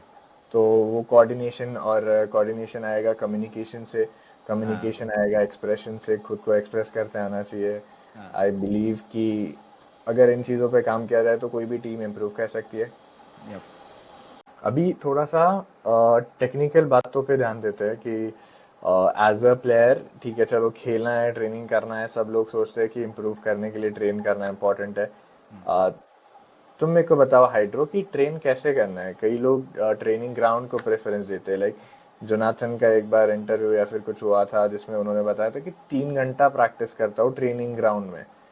तो आई बिलीव कि हर बंदे के लिए इंडिविजुअली वो अफेक्ट करता है, क्योंकि गॉब्लिन का एक बार हुआ था, गॉब्लिन ने कहा मैं ट्रेनिंग ग्राउंड में कभी जाता ही नहीं हूँ, मैं सिर्फ टीडीएम में वार्म अप करता हूँ। हाँ।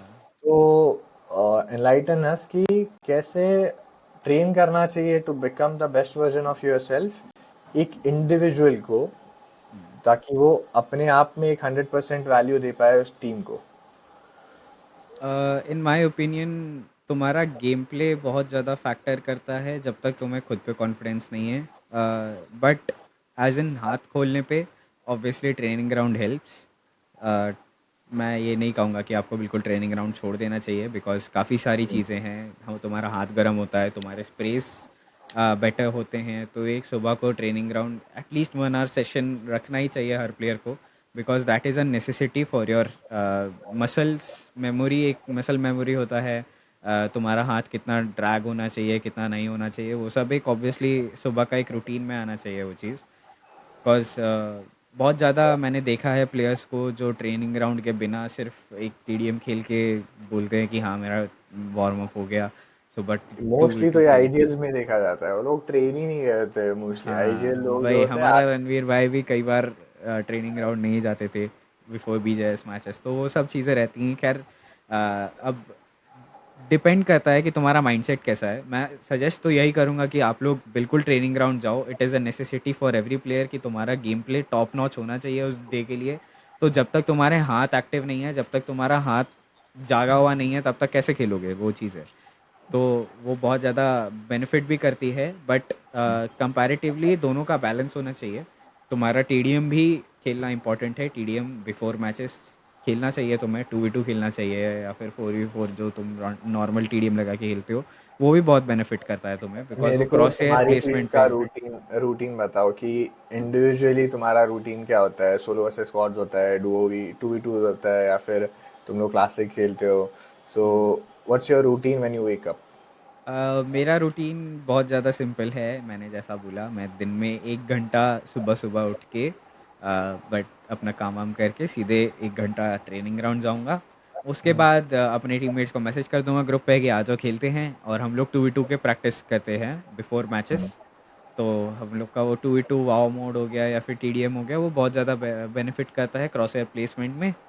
And that is pretty much my routine before matches. उसके बाद मीटिंग्स एंड ऑल वो सब रहता है। दिन में 2 बार ट्रेनिंग करता हूँ मैं फॉर अ फैक्ट कि मेरा रात में, क्योंकि बिटवीन मैचेस ब्रेक भी रहता है हमारा शाम में, तो एक कह लो नेसेसिटी है मेरे लिए कि मेरा हाथ सो जाता है, भूल ना जाऊँ मैं, हाथ गर्म रहना चाहिए बिफोर मैचेस। तो एक आधे घंटे का सेशन शाम में कर लेता हूँ मैं बिफोर मैचेस, अराउंड 7-8 बजे पे, क्योंकि फिर दिक्कत आती है मैच में मेरे को। That is a personal thing, but yeah that's how my schedule looks like after.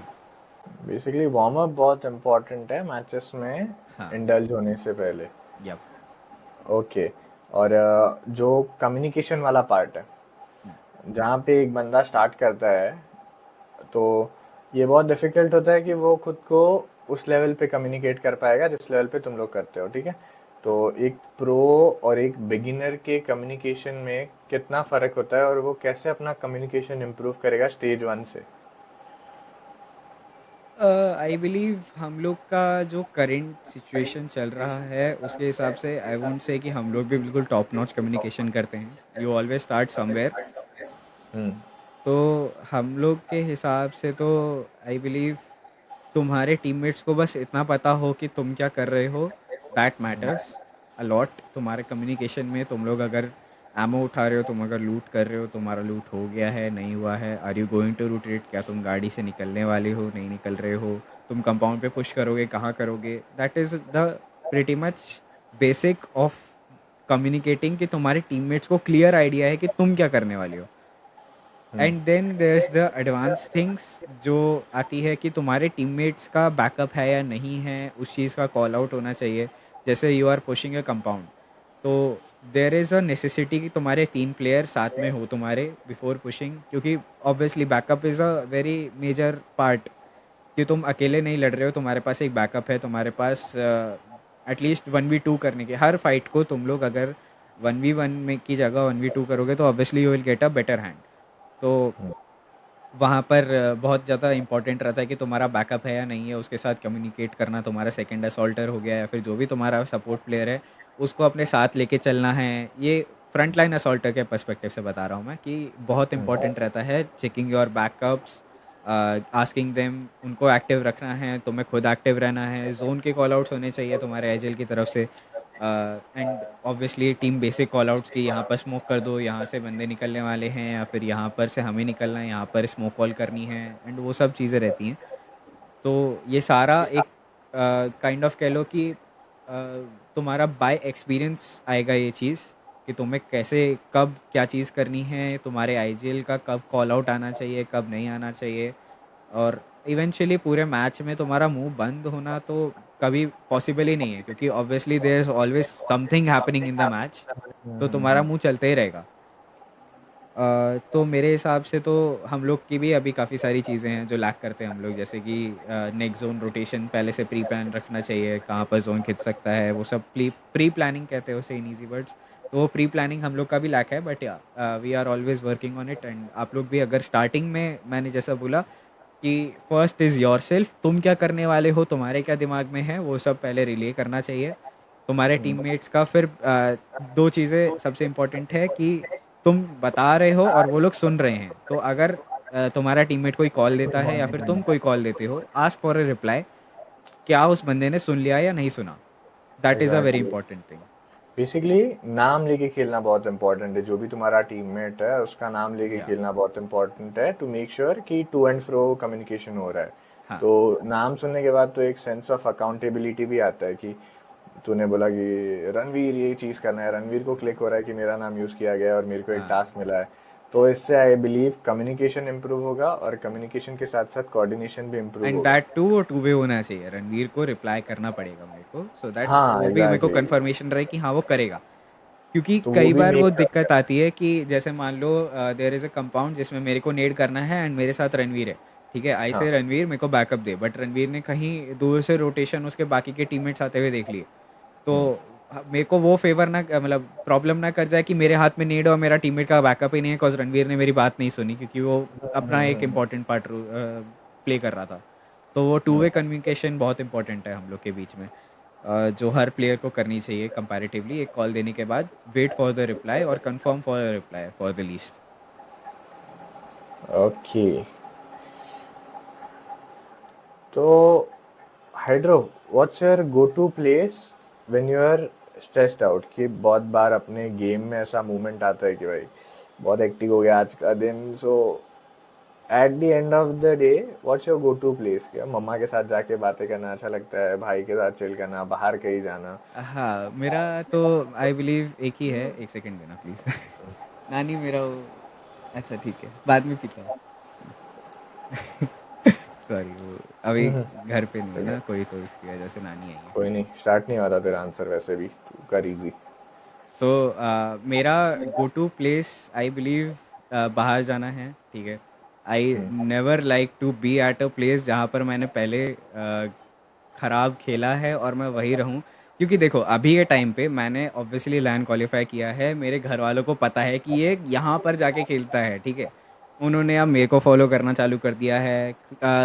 जो इवेंट ऑर्गेनाइजर्स वगैरह हो जाते हैं उन सब की स्टोरियाँ देखना, कम्युनिटी में एक्टिव हैं वो, काइंड ऑफ एक करंट ऑडियंस जो अभी बीजेएमआई की चल रही है, मेरे घर वाले सब बैठ के देखते हैं मेरे मैचेस, एक एक मैच जाके टीवी पे चलता है वो, ठीक है। ये अपने आप तो में ही एक अचीवमेंट है भाई, बहुत लोग वही, लेना चाहते हैं अचीवमेंट। तो वो चीज़ है कि मेरे को ना बहुत अजीब लगता है। अब देखो मेरा कोई मैच देख रहा है, ठीक है, उसके बाद मैंने मान लो बहुत गंदा खेला, अब बिल्कुल रबिश हो गई मेरे से, बहुत क्रेजी एकदम चोक हो गया है, तो मेरे से ना मुंह नहीं मिलाया जाता कि अभी नहीं यार, बाद में बात कर लूंगा, बाद में रीजनिंग दे दूंगा, अभी नहीं होगा मेरे से, ठीक है। तो जैसे मैंने बीजेएस का लास्ट डे खेला, सेमीफाइनल का मैच था, मेरा मैच खत्म हुआ है, आई स्ट्रेट अवे गो डाउन, अपने दोस्तों के साथ चिल किया। They don't watch my matches, उन्होंने रिसेंटली चालू किया था इवेंचुअली, पता है, उनको पता भी नहीं था मैं गेम वेम खेलता हूँ, ठीक है। हाँ मतलब मैंने कभी कन्वे ही नहीं किया कि ऐसा कुछ है, मैं बस बिजी रहता हूँ भाई, मेरे को घर पे बैठ के फ़ोन चलाना है, ये हाँ। रीज़न था मेरा हमेशा, ठीक है। तो उनको पता नहीं था कि मैं ऐसा टूर्नामेंट खेलता हूँ, उन्होंने आउट ऑफ नोवेयर उनको पता चला बीजेएस करके भी कुछ टूर्नामेंट होता है, तो उन्होंने देखा कहाँ, तो आई थिंक क्राफ्टन ने मेरा रील डाला था, तो हाँ उधर से उनको पता चला कि हाइड्रो गेम खेलता है करके। और वो बहुत बड़े लेवल पे खेलता है, हाँ। तो तो वो करता ही चीज़ तो लोगे। है ही है। तो हाँ, मेरे फ्रेंड्स के साथ ही मोस्टली मेरा चिल रहता है कि इनके पास जाऊंगा, ये लोग कुछ नहीं बोलते, इनको पता नहीं है गेम का, तो ऑब्वियसली वो लोग क्या बोलेंगे। और एक सेंस ऑफ कह लो कि कंफर्ट रहता है उनके साथ मेरे को, कि हंसी मजाक हो रहा है, कोई किसी को पोक आउट थोड़ी करने वाला है, मैंने ख़राब खेला तो इनको तो पता ही नहीं मैंने ख़राब खेला, तो मेरे को बहुत चिल रहता है कि कोई बात नहीं, हो गया हो गया। दोस्तों के साथ एक होता है कि यार वाइब मैच हो जाती है पूरी। ओके। तो नाउ अकॉर्डिंग टू यू मेरे को ऐसे तीन ट्रेड्स बताओ जो कि किसी भी आदमी में रहते हैं जो उसको चैंपियन बनने से रोकेगी, जो उसको चैंपियन नहीं बनने देगी। I believe first is doubting your self. खुद पे कभी या भी डाउट नहीं होना चाहिए कि तुम कर पाओगे या नहीं कर पाओगे। डजेंट मैटर द आउटकम, तुम्हें अपनी तरफ से पूरा ट्राई रखना है, तो अगर तुम लोग अपना 100% दोगे तो कैसे नहीं होगा, होगा ही। तो वो सबसे पहला एक ट्रेट होना चाहिए कि ट्रेट होगा कि you should never doubt your self. अपने ओके। डिसीजंस और अपने वैल्यूज़ पे पूरा खड़े उतरना चाहिए ऑलवेज सबको। स्टे कॉन्फिडेंट, खुद में भरोसा रखो पूरा। आई बिलीव ट्रस्ट बहुत ज़्यादा इंपॉर्टेंट है, तुम्हारी टीम पे तुम्हारा पूरा ट्रस्ट होना चाहिए कि if you can do it, they can too. तुम्हारा गेम 4 मैन चलेगा, तुम अकेले नहीं खेल रहे हो, you are not the only champion who is going to win the trophy, there are 3 others who are going to win it for you. तो एक सेंस ऑफ ट्रस्ट होना चाहिए हमेशा एक प्लेयर को अपनी टीम पे कि कर लेंगे कैसे ना कैसे, साथ में ही करना है। उसके बाद the end point is never giving up. I think काफ़ी प्लेयर्स जो करेंटली खेलते हैं, if you are on the bottom table first day, तो कभी भी गिव अप नहीं करना चाहिए तुम्हें। जैसे हमने देखा, करंट बीजेएस का ही एग्जांपल देता हूँ, सेमीफाइनल में #24 पे चल रही थी रेड एक्स रॉस। फॉरएवर ने सिर्फ 5 पॉइंट लिए थे फर्स्ट डे 4 मैच में, and they qualified the land finals in top 3। तो वो चीज़ था उनका भी, दिमाग में आया होगा कि यार क्या 5 पॉइंट है, बॉटम टेबल है, अब तो होगा ही नहीं। वो अगर वो बंदे वो चीज़ सोचते तो उनका नहीं होता क्वालिफाई, बट उन्होंने नहीं किया वो चीज़, उन्होंने वर्क किया अपनी गलतियों पे, उन्होंने पूरा अपना ट्राई दिया, and and of the day उन लोगों ने क्वालिफाई किया बहुत अच्छे कलर से। तो या कभी भी गिव अप वाला माइंडसेट नहीं होना चाहिए तुम्हारा, that is also a trick की। ओके, तो अगर तुमको लगता है कि तुमको डाउट आता है खुद के हम्म, ऊपर, तो तुम चैंपियन नहीं बन सकते हो। अगर तुम्हारे पास ट्रस्ट इश्यूज है, तुम टीममेट्स के ऊपर ट्रस्ट नहीं कर सकते हो, तो तुम चैंपियन नहीं बन सकते हो। या और तो और अगर तुम गिव अप माइंडसेट से खेलते हो कि कुछ सर्कमस्टांस में ये हो चुका है तो आगे क्या होगा, ये सोच रहे हो, तो तुम चैंपियन नहीं बन सकते हो। या वेरी फाइन आंसर। अब मेरे को ये बताओ कि which is your favourite team, India में भी और इंडिया के बाहर भी, और जो भी वो टीम है, तो कौन से रीजंस की वजह से तुम्हारा फेवरेट है? कि कोई टैक्टिकल रीजन है, कोई प्लेयर फेवरेट है, और उस टीम के प्लस पॉइंट्स क्या है जो तुम अपनी टीम में देखना चाहोगे और इम्प्लीमेंट करना चाहोगे, और वो टीम क्या ऐसी चीज़ें सिखाती है जो नॉर्मल टीम्स नहीं सिखाती?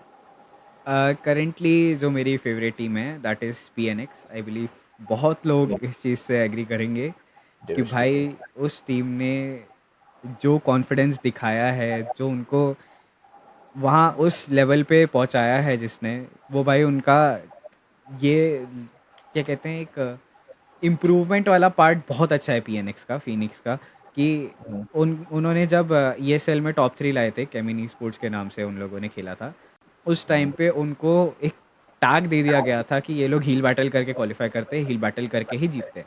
ठीक है, उन्होंने टॉप 3 लाया था, हील बैटल कर करके, अल्तू उनका प्लेयर है, हील बैटल ही करेगा हर मैच। ठीक है, वो चीज़ उनका एक टैग बन गया था। आफ्टर ESL उन्होंने इतना इम्प्रोवाइज किया है अपने आप को, इतना अच्छा खेला उन्होंने। BJS में वो लोग लैंड फाइनल्स पहुंचे थे, उन्होंने इतना इम्प्रोवाइज किया, इतना ग्रेटर खुद को बनाया कि उन्होंने अब आज की टाइम पे ये वाला गेम प्ले रखा है अपना कि हम तो खाली फाइट लेंगे जी, जोन फर्क ही नहीं पड़ता हमें।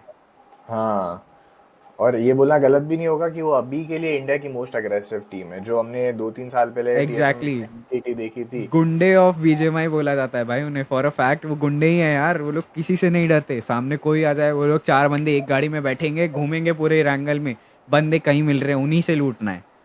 तो वो एक बहुत क्रेजी माइंडसेट है जो आई बिलीव हम लोग भी इम्प्लीमेंट कर पाए तो बहुत अच्छी चीज़ होगी। और काफ़ी सारी टीम्स है जो ऑब्वियसली इससे बेनिफिट करेगी, और काफ़ी सारी टीम है जिनका प्रॉब्लमेटिक भी सिचुएशन रहेगा, क्योंकि जैसे हम लोग के 4 बंदे हैं, हम लोग PNX वाला गेम प्ले नहीं रख पाएंगे obviously, but yeah if we could we should.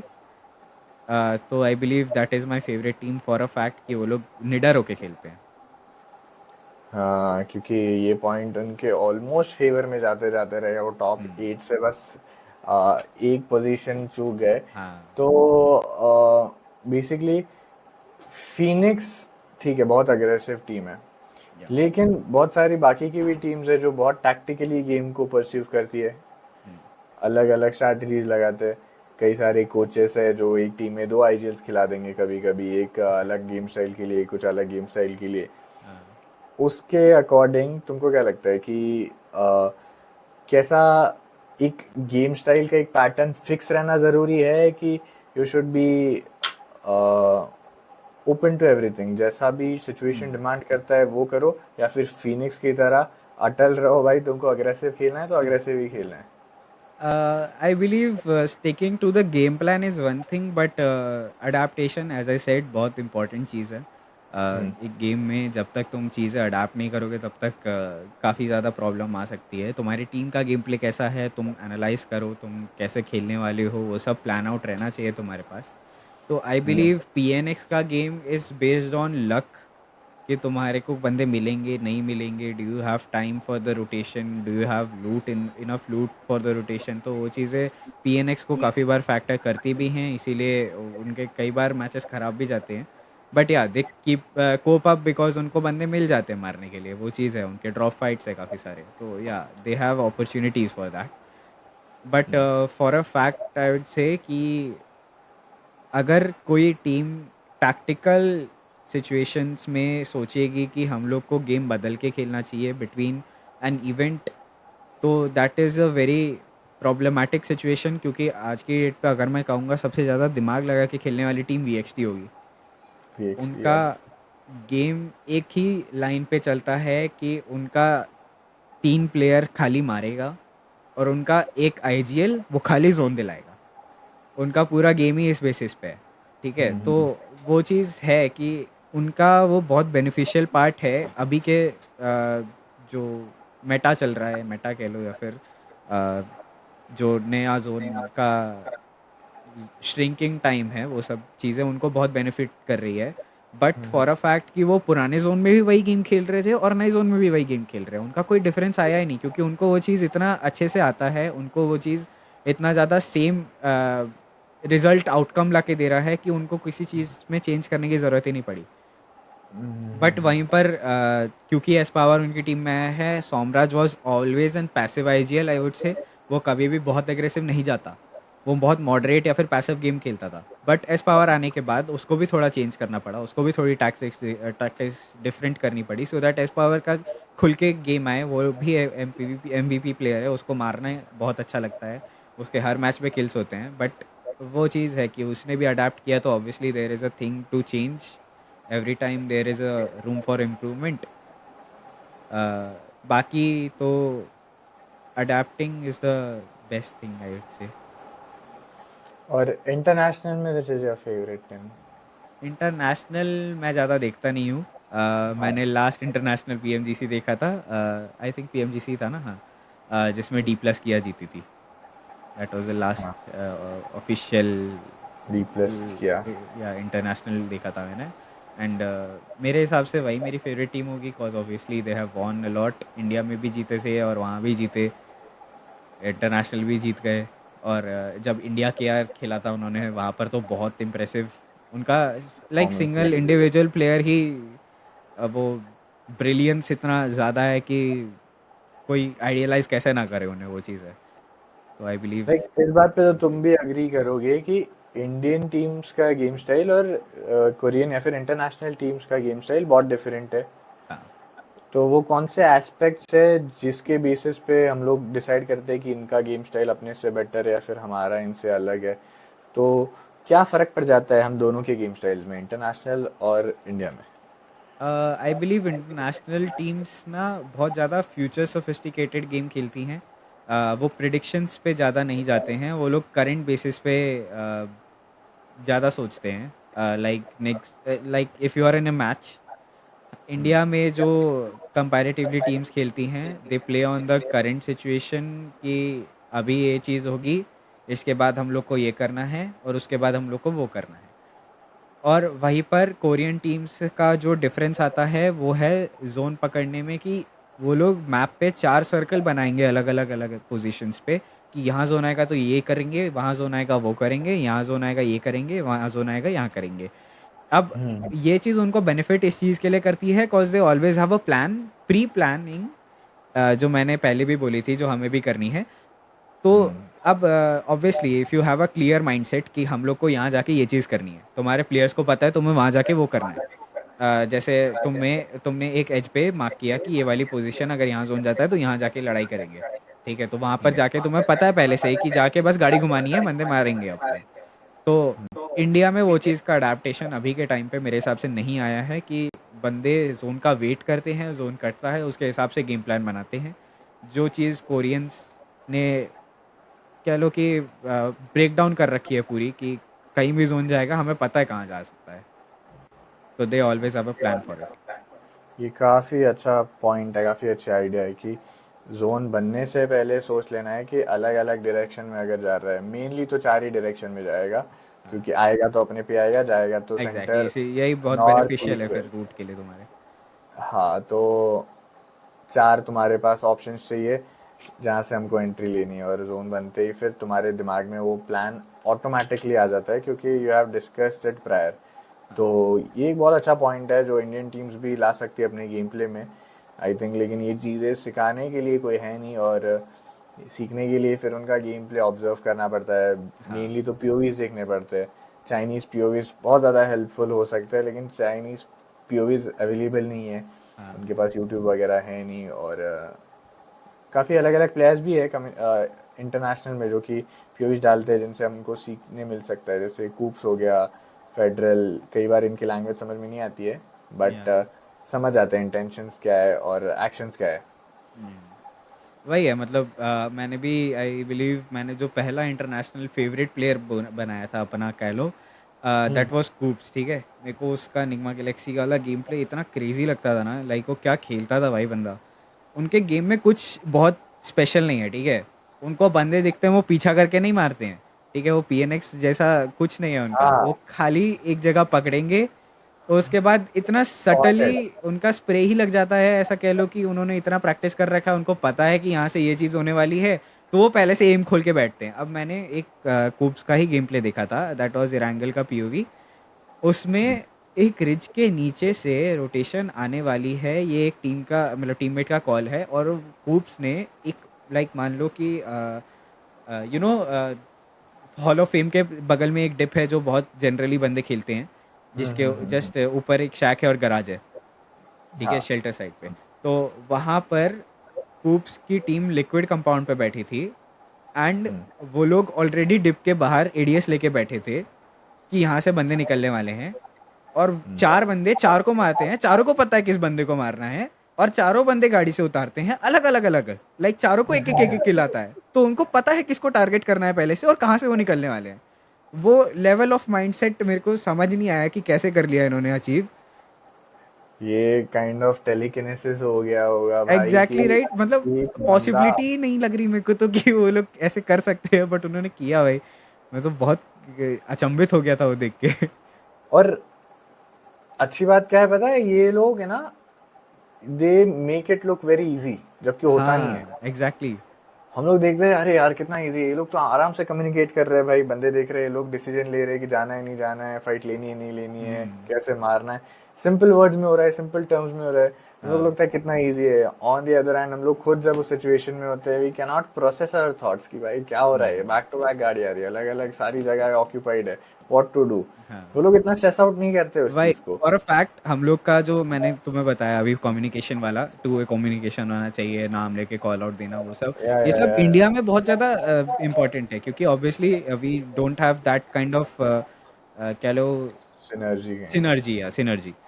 वो चीज़ ऑब्वियसली हम लोग को समझानी पड़ेगी टीममेट को कि हम लोग क्या करने वाले हैं, बट उनका उतने लेवल पे सिनर्जी बैठा हुआ है that they don't even give calls between a fight. वो लोग को ऑलरेडी पता है उनका टीममेट क्या करने वाला है और वो लोग क्या करने वाले हैं। कि तुम कोई भी इंटरनेशनल का, जैसे ओसाल रेगुलरली अभी वीडियो डाल रहा है, उसने अभी अल्टीमेट रॉयल की भी वीडियोस डाले हैं, तो मैंने उस गेम प्ले में भी देखा है कि ओसाल मिनिमम का कॉन्वर्सेशन। एग्जैक्टली वो लोग कॉल आउट्स नहीं देते एक दूसरे को बिल्कुल भी।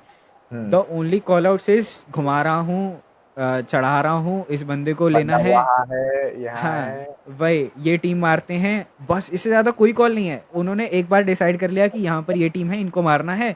चारों गए गाड़ी लेके, कैसे मारा उनको ऑलरेडी प्री प्लान्ड है उनका। ऐसा लगता है मैच के पहले ही सोच के बैठे थे कि इस टीम को मारना है और कैसे मारना ब्रेन है। में अचानक से, सबके ब्रेन में अचानक से कॉल आउट जा रहे हैं आपस में बिना किसी वही, के बोले, और सब वो लोग अपने एग्जीक्यूट कर आप ही रहे हैं। मार देते हैं बंदों को कि ऐसा भी नहीं है कि उनका एक टीममेट नॉक हो गया तो उनके पास कोई सेकेंडरी प्लान नहीं है।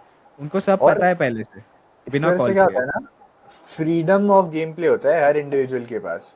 क्योंकि हाँ। इंडिया में क्या करते हैं ना, आईजीएल एक कॉल देगा, उसका कॉल सुनने के चक्कर में वेट कर रहे वेट कर रहे वेट कर रहे, हम्म। खुद का फ्रीडम ही नहीं है गेम प्ले बहुत का कि बहुत भाई। अफेक्ट करता है वो चीज़, क्योंकि गेम स्लो तो हो जाता है बहुत जब तक तुम खुद का दिमाग बिना लगाए खेलोगे। एग्जैक्टली exactly, और कॉन्फिडेंस भी इस चीज से आता है कि मैंने मेरा डिसीजन लिया और मैंने मेरा डिसीजन एग्जीक्यूट किया और मेरा डिसीजन सही था। हाँ। गलत होगा तो हमको रियलाइज होगा गलत था, अगली बार नहीं करना है। हम्म। बट हम लोग डिपेंड करते हैं किसी थर्ड पर्सन के कॉल के ऊपर कि कैसे मारना है, किसको मारना है, कहाँ मारना है, वो हमारा एजेंट बोलते हैं। लेकिन कैसे मारना है उस चीज के चक्कर में, जब डबल शॉट्स होते हैं, तुमने भी एक्सपीरियंस किया होगा, यू आर हाँ। प्लेइंग, और ऊपर से कॉल आ रहा है कैंप कर, और तुमको लग रहा है इजी मैं इसको नेट से मार सकता हूँ, तुम कैंप कर, तो उस टाइम पे डबल थॉट्स आते हैं और अंडर हाँ, कॉन्फिडेंट फील करता है प्लेयर। लेकिन या वहां पे ऐसा नहीं होता है। वहां पे अगर मर गए ना, आईरियल से बोलेगा कि तू यहाँ से जोन जा सकता है, यहाँ से ये कर सकता है, तू गाड़ी लेके बहुत इधर से जा। मिनिमलिस्टिक गेम खेलते हैं वो लोग, उनका पूरा वही जो तुमने बोला, फ्रीडम ऑफ गेम प्ले बहुत है उनका ऑब्वियसली। तो वो चीज इंडिया में भी अगर आ जाए ना, तो हर बंदे का अपना पोटेंशियल निकल के आएगा। कई एग्जैक्टली। सारी टीम्स है जिनके अंदर अभी भी ये देखने मिलता है। और वही टीम्स टॉप के ऊपर भी है, जैसे गॉडेल, सोल, डेस्ट्रो की टीम। डेस्ट्रो देखना कि कई बार अपने टीम्स प्लेयर को फ्रीडम देता है कि तुम लोग खेलो तुम्हारे हिसाब से, बस मेरा कॉल जो रहेगा वो सुन लेना जब भी आएगा। और हाँ, मर जाओगे तो भी चलेगा, लेकिन वो कॉल सुन के मरना। सिंक बैठाने की चीज़ रहती है। अब वो बाकी 3 प्लेयर क्या कैसे कर रहे हैं वो ऑलरेडी उनको पता रहता है, तो वो चीज़ है उनके पास, एक बहुत ज़्यादा बेनिफिट करता है उन्हें। यस। तो मेरे को अभी एक फाइनल क्वेश्चन के जैसा ही है कि जो भी एक यंगस्टर ये वीडियो देखेगा, उसके लिए मेरे को एक प्रॉपर रोड मैप दे दो कि उसको गाइडेंस कैसे मिलेगा। क्योंकि हमने जब स्टार्ट किया था, तुमने जब स्टार्ट किया था, देयर वाज नो गाइडेंस, हमको देख या के सब कुछ सीखना पड़ा था। बट कम से कम वर्ड्स में, मतलब you can speak all you want, but short में अगर तुमको बताना रहेगा कि तुमको स्टेज 0 से लेके तो स्टेज 5 जो कि टॉप रहेगा वहां तक जाने के लिए कैसे जाना है, प्रोसेस क्या रहेगी, वो मेरे को बता दो। कि एक नॉर्मल बंदा जिसको ई-स्पोर्ट सिनेरियो के बारे में बिल्कुल इन्फॉर्मेशन नहीं है, तो इन्फॉर्मेशन गैदर करते हुए, खुद को इम्प्रूव करते हुए, टीम बनाते हुए वो कैसे टॉप तक जाएगा। आई बिलीव द सबसे easy thing in the e sports to enter is comparatively एक अच्छी टीम ढूंढना। ठीक है, अच्छी टीम ढूंढो ना ढूंढो दैट डजेंट मैटर, तुम्हें इंडिविजुअल परफॉर्मेंस पे अपना करियर बनाना है। ठीक है, तुम एज एन इंडिविजुअल एंटर किए थे स्पोर्ट्स में, you have to play as an individual athlete. तुम कभी भी एक टीम के लिए खेलोगे, you are playing as an athlete कि तुम अपना इम्प्रूवमेंट और उनके बेटरमेंट के लिए उस टीम में हो। You should never be sophisticated कि उनको बुरा लगेगा, या फिर कोई सेंस ऑफ कह लो कि लाइक ऑब्वियसली इमोशंस के लिए नहीं जाना चाहिए तुम्हें कभी भी इस प्लेटफॉर्म पे, तो for the least. So don't stay in emotional, या प्रैक्टिकली सोचो उस चीज को। तो in the starting I believe तुम्हें ऑब्वियसली एक टीम ढूंढना पड़ेगा जिसपे तुम अपने solo skills as an individual skills honour करोगे, तुम अपने ऊपर वर्क करोगे, तुम अपना बेस्ट देने का ट्राई करोगे। वहाँ से तुम्हें रिकग्निशन कैसे मिलेगा, you should start an Instagram और एन यूट्यूब चैनल जहाँ पर तुम अपने रेगुलरली वीडियोस डालो। तुम्हारे पास धीरे धीरे ही सही थोड़े बहुत व्यूज़ आएंगे। माइट बी समडे कि तुम अपने क्लिप्स के बलबूते पे कहीं ना कहीं तो किसी टीम में अप्लाई करोगे जहाँ पर तुम्हें ऑब्वियसली प्रेफरेंस मिलेगा बिकॉज यू प्ले गुड। ठीक है, तो वो एक चीज़ रहेगा। तुम लोग का स्किल सेट सबसे इम्पोर्टेंट है फर्स्ट ऑफ ऑल। ठीक है, अब मान लो तुमने स्किल सेट अपना पूरा सेट कर लिया, ठीक है, तुम बहुत अच्छा खेलते हो गेम, तुम्हें पता है, तुम्हारे पास कॉन्फिडेंस है, तुम जाके T1 में भी थोड़ा बहुत मार चुकी हो। ठीक है, तुम्हें ऐसी कस्टम मिल गया था खेलने, तो उनके अगेंस्ट भी तुमने क्लच वच कर रखा है। सो लेट सपोज तुम्हारा पहला ऑफिशियल टूर्नामेंट तुमने खेलना चालू किया विथ अ खराब टीम। ठीक है, ऑब्वियसली ज़रूरी नहीं है कि तुम पहला टीम ही जो पकड़ोगे ऑफिशियल बेस्ट के लिए वो रहेगा। बहुत अच्छा टीम रहेगा, नहीं रहेगा। कोई चांस नहीं है उसका। मैं कहूँगा कि it would be a miracle कि तुम पहले टूर्नामेंट में ही बहुत अच्छी टीम के साथ सीधे लैंड पहुंच जाओगे, नहीं होता ऐसा। ठीक है, नहीं होता है एग्जैक्टली। तो तुम अपने पहले ऑफिशियल टूर्नामेंट में क्वालिफाई करने का सबसे मेन गोल रखना है तुम्हें, कि तुम्हारी टीम के ऊपर तुम्हें ट्रस्ट है। जैसा मैंने बोला था, ट्रस्ट बहुत इंपॉर्टेंट है। उसके बाद तुम्हारा इंडिविजुअल परफॉर्मेंस टॉप नॉच होना चाहिए। प्राइम फॉर्म रखना है ऑफिशियल टूर्नामेंट्स के टाइम पे, और रखने के लिए एज इन ये नहीं है कि मैंने सोचा कि आज मैं प्राइम फॉर्म रखूंगा तो मेरा है प्राइम फॉर्म, वैसे नहीं होता है। प्राइम फॉर्म एज इन कि तुम रेगुलरली कस्टम्स में अच्छे किल्स कर रहे हो, तुम्हारा हाथ खुला हुआ है, तुम्हारा माइंडसेट एक्टिव है, वो सब बहुत इंपॉर्टेंट रहता है। तो ऑफिशियल के टाइम पे you should give a little more time जहाँ पर तुम्हारे पास थॉट प्रोसेस करने के लिए या फिर तुम्हारा गेम प्ले एनालिसिस करने के लिए टाइम रहेगा, सो दैट तुम अपनी गलतियों पे भी वर्क कर पाओगे, साथ ही साथ improving your obviously skill set. ठीक है, तो ऑफिशियल्स के टाइम पे ये दो चीज़ें बहुत इंपॉर्टेंट है। उसके बाद अगर तुम्हारा पहला ऑफिशियल में you get to the round 3 और 4, वहाँ पर don't expect you will 100% qualify, और या फिर बहुत ट्राई हार्ड कर लिया कि बिल्कुल कैंप कर करके जैसे तैसे 5-5 पॉइंट ला रहे हो टीम एक एक मैच में। Don't focus on that. तुम अपने आईजीएल हो तो आईजीएल बेसिस पे खाली इतना सोचो कि तुम लोग आए हो यहाँ इस लेवल पर खेल रहे हो, you should focus on making your name. ठीक है, अब ऑब्वियसली राउंड 3-4 में काफ़ी सारी लॉबीज लाइव भी होती हैं, तो तुम लोग अपने ग्रुप में जितना ज़्यादा तोड़-फोड़ कर सकते हो, जितना ज़्यादा मार सकते हो, if you have less matches, तुम्हारे पास कॉन्फिडेंस की कमी हो गई है, कुछ हो गया है, तुम्हें लगता है कि यार अब तो नहीं हो रहे क्वालीफाई, ठीक है, उस टाइम पे तुम्हें को कुछ नहीं सोचना है, जस्ट डू और डाई, जाके मारो बंदे, ठीक है। वहाँ से तुम्हारे को एक चीज़ रहेगा कि एट अ प्लेस जहाँ पर तुम कुछ नहीं करके बस डिस्क्वालीफाई मतलब एलिमिनेट होने वाले थे, वहाँ पर तुमने कुछ किया जो लोगों को बहुत प्रभावित किया कि भाई ये कौन सी टीम है तो मार रही है बहुत क्रेजी, ठीक है, तो वो चीज़ तुम्हें ऑब्वियसली बहुत बेनिफिट करेगी। And eventually if you get in the MVP list, या फिर कह लो कि तुमने बहुत सारे किल्स कर लिए, जैसे somewhat obviously officials tournaments में लाख लाख की वॉचिंग होती है, तो वहाँ पर तुम्हें बहुत बेनिफिट मिल सकता है। और एज एन इंडिविजुअल प्लेयर जैसे हमने स्टार्ट किया था, अपना पहला ऑफिशियल इवेंट खेलने के बाद आई बिलीव टीम छोड़ के you should go for other opportunities. You have an achievement to show now. तुमने अपने आखिरी के मैचेस में इतना अग्रेसिव खेला, उसकी वजह से यू हैव अ प्लेस कि हाँ मैंने इतने किल्स भी किए हैं ऑफिशियल में, मैं एमवीपी बना था, या फिर एक्स वाई जेड कुछ भी होगा तुम्हारे पास, वो स्किल सेट शो करने के लिए फॉर अ टीम तुम लोग को सेमी टी1 एंट्री तो मिल जानी चाहिए मेरे हिसाब से। राउंड 3-4 में इतना तो रहता है कि एक अच्छी टीम मिलना ज़्यादा मुश्किल नहीं होगा, क्योंकि obviously there is always a search for players, कभी भी वो चीज़ नहीं रुकती है। तो you get a nice team, semi T team में तुमने एंट्री ले ली, उसके बाद the path is straightforward, अपनी टीम के साथ ग्राइंड करना, अपनी टीम का बेस्ट लाना। तुम्हारा इंडिविजुअल परफॉर्मेंस कितना बेनिफिट कर रहा है तुम्हारी टीम को, वो बहुत ज़्यादा मैटर करता है। और उस सेमी टीम से तुम लोग को लैंड क्वालिफाई करने का पूरा ट्राई करना है। इंडिविजुअली तुम लोग का जैसा भी गेम प्ले है, जैसा भी गेम स्टाइल है, उसको फॉलो करके अपना सेकेंड ऑफिशियल या फिर जो थर्ड ऑफिशियल हो गया, उसमें तुम्हें सिर्फ इस चीज़ पे फोकस करना है कि मैंने अपना बेस्ट दिया। और ये चीज़ करने के लिए तुम लोग को एक दूसरे पे ट्रस्ट लाना बहुत इंपॉर्टेंट है। तो तुमने अपनी नई टीम ज्वाइन करी है, you should grind with them, you should play a lot, and I believe उससे हो जाएगा तुम्हारा land qualify. Is not a big deal, आज की डेट पे काफ़ी सारी अंडरडॉग टीम्स कर रही हैं। तो if you have the skill set, if you have the dedication what it takes, तो तुम भी कर पाओगे वो चीज़। I believe that's all there is to it. Yeah, that's a very nice and detailed answer for the question.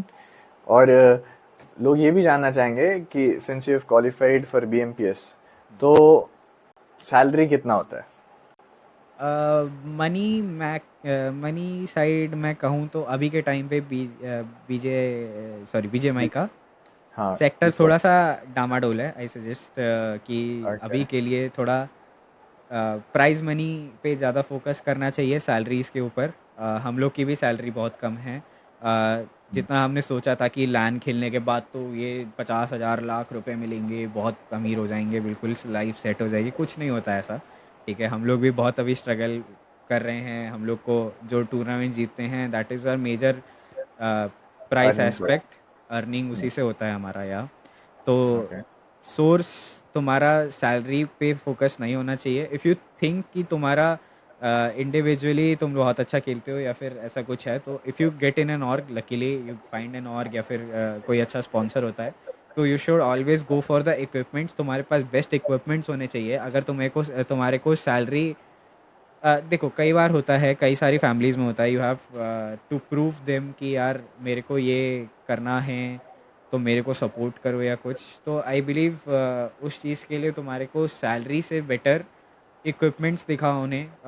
तुम्हारा जो sponsor हो गया, या फिर लेट सपोज कि तुम्हारे पास एक इंडिविजुअल इन्वेस्टर है, ठीक है, यो तो if you have an offer कि मैं तुम्हें 5,000 या 10,000 XYZ सैलरी दूंगा, आई बिलीव तुम्हें उससे बेटर ऑफर ये रहेगा कि तुम ईएमआई पे एक आईफोन ले लो, लाइक 16 प्रो मैक्स, या फिर जो भी तुम्हारा प्रो वर्जन, या any how you can manage. तो तुम एक ईएमआई पे वो फ़ोन उठाओ जो तुम्हें फ्यूचर बिल्ड करने के लिए फॉर योर बेटरमेंट हेल्प करेगा। एट द प्लेस कि तुम सैलरी उठाओगे, तुम अपने घर वालों को दिखा सकते हो कि मैंने गेम खेल के ये कमाया है, ठीक है। तुम्हारे पास एक फ़ोन है, तुम्हारे पास एक डेडिकेशन है जो उनको दिखा सकते हो, तुमने ऑफिशियल में क्वालिफाई कर लिया, एक्स वाई जेड कर लिया, तो वो चीज़ तुम्हें बहुत बेनिफिट भी करेगा एट अ पॉइंट। तो आई बिलीव जितनी सैलरीज तुम एक्सपेक्ट करोगे तुम्हें नहीं मिलने वाली। मैं पर्सनल एक्सपीरियंस पे बोल रहा हूँ। मैं बी एम पी एस जब क्वालिफाई किया था उससे पहले तक मेरी खुद की सैलरी 10,000 रुपये थी खाली, ठीक है। वहाँ पर हम लोग लैंड क्वालिफाई किए थे उतनी सैलरी में। तो सैलरीज मिलना तो काफ़ी मुश्किल है कंपैरेटिवली बी जी एम आई में अभी के टाइम पे। जब तक आप एक सस्टेनेबल या फिर बेनिफिशियल ऑर्ग में हो तब तक तो सैलरी बहुत हाई है, बट उससे पहले तो आई डोंट थिंक तुम्हें 71 लॉबीज़ में या फिर 71 ऑर्ग्स में बहुत ज़्यादा सैलरी मिलेगी। तो I suggest you should go for the equipments instead of salary. That is my suggestion. And ज़्यादा एक्सपेक्ट भी नहीं करना चाहिए, आई सजेस्ट। और तो आई थिंक सबसे इम्पोर्टेंट रहेगा कि चैंपियन बनने पे फोकस करो, क्योंकि चैंपियन बनने के बाद या ऑफ में कोर्स यू हैव तो टू विन इट। ऑब्वियसली तुम खेल वही ही इसलिए रहे हो क्योंकि तुम्हें ट्रॉफी उठानी है, तो you have a single goal in your mind, right? वो बेसिकली अगर तुम क्वालिफाई भी कर जाते हो तो भी तुम्हारा उतना सैलरी नहीं रहेगा जितना एक हाँ, चैंपियन का रहता है। तो बेसिकली एग्जैक्टली, तुम्हारा माइंडसेट एक चैंपियन का होना चाहिए जो सैलरी पे फोकस बिल्कुल नहीं करता है। तुम एग्जैक्टली। देखोगे कि जो भी चैंपियंस बन गए हैं वो कभी भी किसी एक्सटर्नल मोटिवेशन पे रिलाई नहीं करते, वो ना सैलरी पे करते हैं ना बूट कैंप पे करते हैं। या तो only goal should be winning in the particular match, या ये मैं मानता हूँ, if you agree.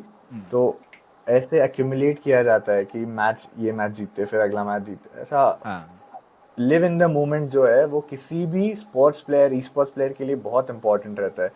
You can not think of the future while playing, वो तुम्हारे हाँ। दिमाग के अंदर चीज़ों के साथ छेड़खानी कर देगा। हुँ, एक और बहुत इंपॉर्टेंट क्वेश्चन हाइड्रो, क्योंकि you are a proper assaulter, हाँ, एंट्री फ्रैगर। हाँ, तो एंट्री फ्रैगर कई बार क्या होता है ना कि प्लेयर्स खेल रहे हैं, एंड सिचुएशन आ रहा है, एंड सर्कल आ गया, सिचुएशन काफ़ी ज़्यादा टफ हो चुका है, पैनिक ही हो चुका है, मेरे 3 प्लेयर नॉक पड़े हैं, मैं खेल रहा हूँ, ऐसा शेकीनेस आ जाता है, थोड़ा पैनिक हो रहा है अंदर, हार्ट बीट बढ़ रहा है और फोकस बहुत ज़्यादा हो जाता है, कानों में कॉल्स आ रहे हैं लेकिन दिमाग में नहीं जा रहे। हाँ। वैसे सिचुएशन में ओवरकम कैसे करना है खुद को, और आ, क्या करना पड़ेगा, प्रैक्टिस करना पड़ेगा या क्या करना पड़ेगा कि वैसा सिचुएशन ना आए कि तुम स्ट्रेसफुल नहीं हो रहे हो सिचुएशन के बारे में। To be honest it's all about mindset. तुम्हारा पैनिकीनेस और वो सब तुम्हारे एक्सपीरियंस पे बहुत ज़्यादा मैटर करता है। जितना ज़्यादा तुम उस सिचुएशन में इंडल्ज होगे, लाइक मान लो तुमने दिन में 10 कस्टम खेले, 10 में से हाँ। 5 कस्टम में तुम्हारा वो पैनिक वाला सिचुएशन आ रहा है, ठीक है। ज़रूरी नहीं है हर मैच में 3 बंदे नॉक हो तुम्हारे, लेकिन ठीक है, यू हैव टू थोड़ा आ रहा एक्सपीरियंस है it and live situation it kind two of. Get it better, right? तो हाँ। जितना ज़्यादा तुम उस सिचुएशन में पढ़ोगे उतना ज़्यादा तुम ऑप्शंस निकाल पाओगे कि हाँ, यहाँ पर ये करता तो ये ज़्यादा अच्छा होता। हम्म। उस चीज़ से आई बिलीव बहुत ज़्यादा बेनिफिट हो सकता है। देखो, हर प्लेयर पैनिक होता है, मैं भी पैनिक होता हूँ। ऐसा नहीं है कि हम लोग बिल्कुल काम होके ऐसा सामने 4 बंदे आ रहे हैं, मेरे पे पुश हो रहा है और मेरे 3 बंदे नॉक्ड है, उनके कॉल भी सुन रहा हूँ मैं और सामने वालों को ये एक डीबीएस, दूसरा डीबीएस, ये तीसरा डीबीएस, ऐसा नहीं होता, ठीक है। बहुत कम हाँ। चांसेस है कि तुम ऐसे क्लचेस निकाल पाओ। तो that is a part of experience कि तुम कब तक उस चीज़ को इंडल्ज कर पाओगे, कब तक तुम इस चीज़ को कॉम्प्रिहेंड कर पाओगे कि ये तो होता ही है, इसको ऐसे करूँगा तो ये बहुत अच्छा हो जाएगा। जब तक वो दिमाग में है तब तक बहुत अच्छी चीज़ है। ज़रूरी नहीं है हर बार वर्कआउट करे, ज़रूरी नहीं है कि तुम्हारा जो प्लान है वो वर्क करेगा ही करेगा। बट एक चीज़ रहेगा तुम्हारे पास हमेशा कि कुछ नहीं तो सही, मैंने इस चीज़ के डर में तो नहीं मर गया कि मैं कुछ नहीं कर पाया। एग्जैक्टली। हुँ, तो बेसिकली तुमको खुद को उस सिचुएशन में डालना है जिस हाँ, सिचुएशन से तुमको डर लगता है, या फिर जिस सिचुएशन में या तुमको प्रॉब्लम मतलब फेस बाय करना टाइम ही हो गए, तो जितनी बार तुम लोग उस सिचुएशन में पड़ोगे उतना ज़्यादा अच्छा है तुम्हारे लिए, आई बिलीव। और उसी से पैनिकीनेस भी खत्म होगा तुम्हारा। है। Okay. One more question, Hydro, where do you see yourself in the next 5 years? Currently, in the next 5 years, I see myself on YouTube, making gaming content. Or if there is no game, I see myself in a job, I believe. Or engineering, software engineer. yeah, a job, a 9 to 5 or something, I believe. That's what I'll do. But your family will be very happy if you do. No they won't be happy to be honest if I do a 9 to 5 because they know कि मेरा कितना अच्छा। ज़्यादा time लगाया है, मैंने कितना ज़्यादा मेहनत करी है इस चीज़ के लिए, तो खुश तो वो लोग नहीं होंगे कि नहीं हो पाया इससे। बट हाँ, नहीं एक वो, चीज़ है कि सो वन मोर क्वेश्चन कि how long do you think is the life span of an esport player? वो कब तक अपने करियर में, करियर कितना लंबा होता है? आई बिलीव तुम लोग गेम को एज इन प्राइम में लाइक बहुत अच्छा खेलने के टाइम तक max to max you can play to 28 I believe. उसके बाद थोड़ा सा ओके। प्रॉब्लमैटिक हो जाता है situation because reflexes and all बहुत ज़्यादा इंपॉर्टेंट रहते हैं, but there is always scope कि क्या पता तुम्हारे रिफ्लेक्सेस ख़राब ना हो। I don't know a lot about कितना लाइफ स्पैन होना चाहिए बिकॉज मेरा तो अभी स्टार्ट हुआ है करियर खुद, so I can't judge it, but yeah, watching everyone, watching them see and go through it, तो मेरे हिसाब से 25 to 28 is the ending span of esports career. Who is the current Indian player who is around 25 or 28? In esports I believe Ovis, what's his age? Oves and Dash I believe, मेरे को confirm नहीं है उनकी as कितनी है, but they are above 23 I believe. Okay, and I think Robin, हाँ, Robin, Robin too. Robin like he's a coach though, he's not a player. but he was a player हाँ, until I six mean months yeah, ago. until the हाँ, last 6 months, yeah, he was a coach I think. Not say that. Robin is a good coach. And talking about coaches, how important do you think coaching and analysis is? I believe it's the most important factor. बिना coach और analyst के तुम्हारा बहुत ज़्यादा दिक्कत पड़ेगा for improving for the further future, क्योंकि obviously you have to keep an ear out जो तुम्हें इम्प्रूवमेंट के लिए बताएंगे। ज़रूरी नहीं है कि तुम खुद ही से सब कुछ कर लो, काफ़ी सारी चीज़ें तुम्हें दूसरों से सुननी पड़ेगी। तो in my opinion having a coach who always has your back and you get a person जिसको तुम जाके बता सकते हो सब कुछ दिमाग खोल के, एंड तुम उसकी बात भी सुनोगे because obviously you can learn from him, you have to learn from him. तो वो एक बहुत ज़्यादा हेल्पफुल रहता है एक ई स्पोर्ट्स एथलीट के लाइफ में कि उनके पास एक कोच हो for the least. Okay, but having the right coach is very important. And what do you think could be a process to getting a coach? Like बहुत कम players है जो एजुकेट करना जानते हैं इस फील्ड के अंदर, और कई सारे हैं जो एजुकेट कर रहे हैं लेकिन क्या एजुकेट कर रहे हैं वो नहीं जानते। सो तुम गलत बंदे के हाथ ना चढ़ जाओ, वो कैसे मेक श्योर करना है कि तुमको तो लग रहा है कि वो कोच है बट वो जो इन्फॉर्मेशन दे रहा है उसको कैसे पता चलेगा? Do you in have a coach my currently? या आई हैव अ कोच। सो तुम्हारा कोच कैसे कोच करता है तुमको? वो कोच क्या कर चुका है? और हमारा जो करंट कोच है he is more of an analyst I say, like properly हम लोग को कोच में हेल्प नहीं करता है वो, but yeah okay, he gives us suggestions, he gives us parts to insight improve, देता है। एंड या टिप्स बहुत ज़्यादा देते हैं हमें। तो I believe judging what who is beneficial for you and who is not, I don't know how to judge that, ठीक है। मैं सही में बताऊँ तो मुझे कोई आइडिया नहीं है कि सही में तुम्हें कोचिंग मिल रही है या नहीं है, तुम जज कर सकते हो किसी से, but until you feel like हाँ यार ये चीज़ मैं लैक कर रहा हूँ और इसने ये चीज़ सही बोली है, आई बिलीव दैट्स अ हाँ, पार्ट फॉर इम्प्रूवमेंट। तो जितनी चीज़ें वो तुम्हें बता रहा है इम्प्लीमेंट करने को, ज़रूरी नहीं है तुम सब कुछ करो, ठीक है। कई बार हम लोग भी अपनी कोचेस की बात पूरी नहीं मानते हैं, कुछ कुछ चीज़ें ऐसा कह लो कई इग्नोर बार कर होता है देते हैं कि कि हाँ, यार ये क्या बोल रहा है, ऐसा थोड़ी होता है करके, वो चीज़ एक डाउटफुलनेस में भी आती है कई बार। बट या इन माय ओपिनियन जब तक तुम खुद एग्री करोगे अपनी गलतियों पे तब तक बहुत अच्छी चीज़ है, तब तक तुम इम्प्रूव भी कर सकते हो। और you should always keep your self in a place जहाँ पर you have better people around you जिनसे तुम्हें कुछ सीखने मिले। तो एज अ कोच अगर तुम्हारे पास है तो you should always respect them in a sense कि तुम कभी ये ना सोचो कि इसको क्या पता है, मेरे को ज़्यादा पता है, वो चीज़ कभी नहीं हाँ, आनी चाहिए। रिस्पेक्ट रहना चाहिए। हाँ। And one more thing, do you think that esports can become as big as traditional sports someday? I believe so, yes. There is a lot of scope currently. E sports में तो बहुत ज़्यादा कि भाई मेरे हिसाब से अभी के टाइम पे it's even sky rocketing, watching everyday e sports world cup हो रहे हैं, ओलंपिक्स में रिकग्निशन मिल रही है, इंडिया में स्टेट्स गवर्नमेंट हेल्प कर रही है, एसोसिएट कर रही है विथ बिग नेम्स। तो yeah I believe there is always scope for esports. And currently as you said in the start कि भाई एक गेम से नहीं होगा। So yeah obviously there should be more athletes out there जिनको पता नहीं है कि हाँ यहाँ पर भी खेल सकते हैं, यहाँ पर भी compete कर सकते हैं। क्या मैं इतना अच्छा खेल पाऊँगा या नहीं खेल पाऊँगा वो तुम लोग जज कर पाओगे या नहीं कर पाओगे, वो चीज़ रहती है। बट या I believe one day there would be a thing कि तुम जब स्कोप सोच रहे होगे कि मेरे को लाइफ में क्या करना है, तो देर इज़ अ कंसिडरेशन कि मैं game, that is my aim I believe. मेरे को ऐसा चाहिए, ऐसा हो, कुछ इंस्पिरेशन है काइंड ऑफ, ऐसा समझ लो। Okay, and talking about content जो तुमको करना है, you see yourself as a content creator या 5 years down the line. तो it's all about gaming, I assume.